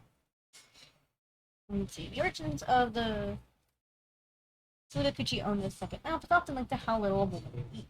In many stories, the soon-to-be Super Ono or is the wife of Omis. Visitor merely eats. To counteract this, the second mouth mysteriously appears in the back of the woman's head and offers one of the spiteful and threatening things to the woman in demands food. It is not fit against creatures and causing the woman tremendous pain. Eventually, the woman's hair begins to move like a pair of serpents, allowing the mouth to help itself to the woman's meals. We all know food passes through the little mouth, the mouth of our head could use twice as much as the other one. In order to rid the extra mouth is formed when the stingy woman is accidentally hit in the head by carving axe while he's chopping wood, and the wound never heals. In other stories, a woman, as a mother who lets her stepchild die of starvation, while keeping her own offspring well fed, presumably the spirit of the woman watches herself and stepmothers of the dying, of the surviving daughter's body to exact revenge. See.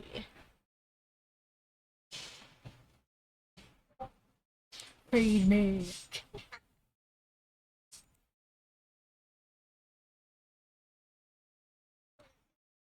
That's a solid beat. Alright. We have time for one more. One more creepy creature. What's it gonna be? What's the last final creature? Or less two. What's the anniversary? Let's see. Oh my god, references. Look at all of these. Holy shit, there are so many.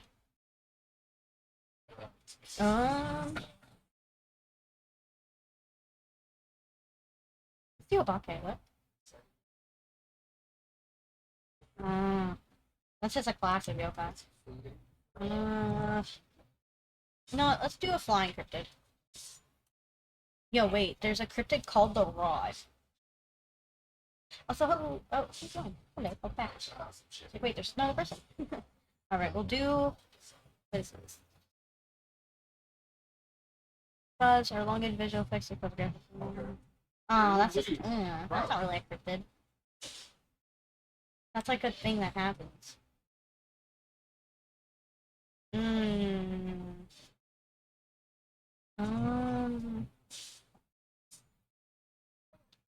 Oh, thank you. Something acquired.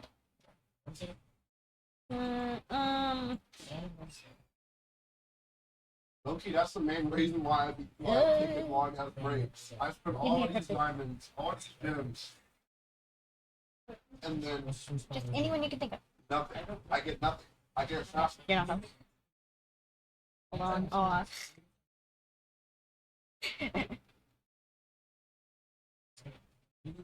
Cryptids, cryptid.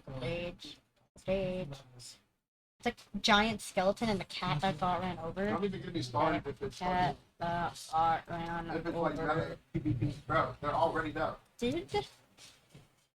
What's happening? There's the Rampus. The only thing that comes up with that, if the one with meta the kill. character or the new character is meta in PvP, I have to take a break because now I'm gonna get one shot by that character. Everybody's gonna be running it. Well, if I look up that, it's just... Hello, it's Arca fan. Welcome in. Welcome. We're doing the last few cryptids of the cryptid tiers. I can't find the cat that got ran over with tails. There's two tails.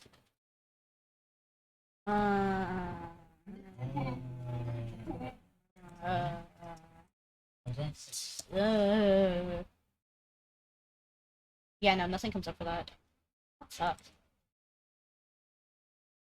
Gosh. Tagasha My friend really called. I don't want to call my friend.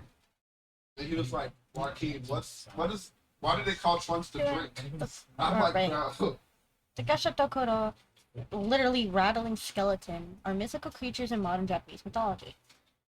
Oh. The spirit that takes the form of a giant skeleton made to dispose of people who died on the battlefield or of starvation and famine. The corpse becomes a gacha, the spirit becomes a separate yokai known as a Hirarugami. It is more than 10 or more meters tall, so it's about 30 feet tall.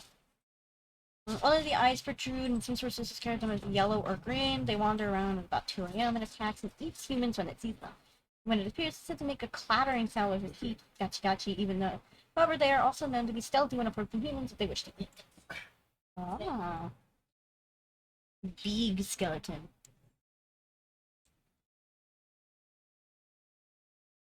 Big skeleton is cool. Let's look up what the spirit becomes when that happens. The only thing that can do that. Let's see. Oh, nothing comes up for the. Okay, giant skeleton. That's actually kind of spooky. I'll give it a solid B. And with that, the tier list is done. Oh my god. We've finished. It is. Have we done all of them? No. No, it can't be.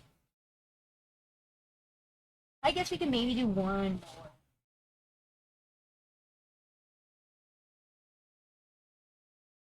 Alright. Sadako? Okay, we'll do Sadako. Sadako. Okay, I have to look it up. Sadako. Okay. I guess. Yeah. Okay. How do I get out of combos? Well, it broke again. Uh-oh.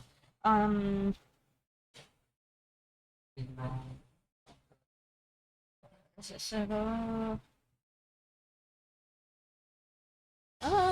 why can't I find anything of that? Sadako.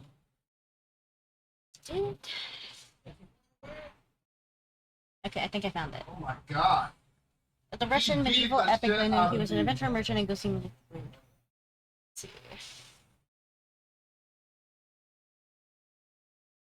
Seems like all I found for it was a Russian character. Let's see what page was this. Let's see, a musical, painting, an opera, film, ice, submarine, built cobble, and a. Yeah, nothing comes up for that one either. Let's see. But for okay, do you mean the Russian fairy tale? The Ring Girl. Oh. On what? But for some reason, Merman came up.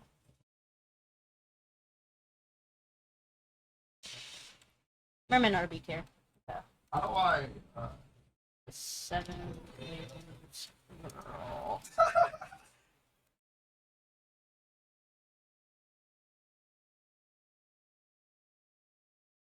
Oh my god. Everything that comes up with the. I don't know how to recover. He's about to Oh my shit out god. of me. There we go. There we go. I looked up like the girl for the ring, and it gave me an Ariana Grande song. What the fuck? How do I die? I don't want Ariana Grande. I want monsters. Alright. R2 and X. Just Ring series.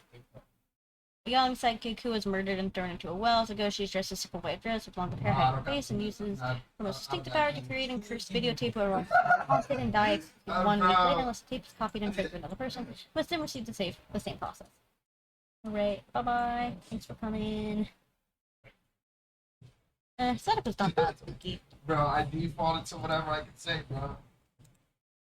Alright, our final ones are the Merman, the Giant Skeleton, and the Girl from the Ring. Girl from the Ring, she's kind of weird, D tier. Merman, C tier. The Giant Skeleton, A tier. With that, we have finished. I will put tier list in Discord. And thank you all for coming in and vibing. I'll see you all tomorrow. Have a good night. Time for me to go die.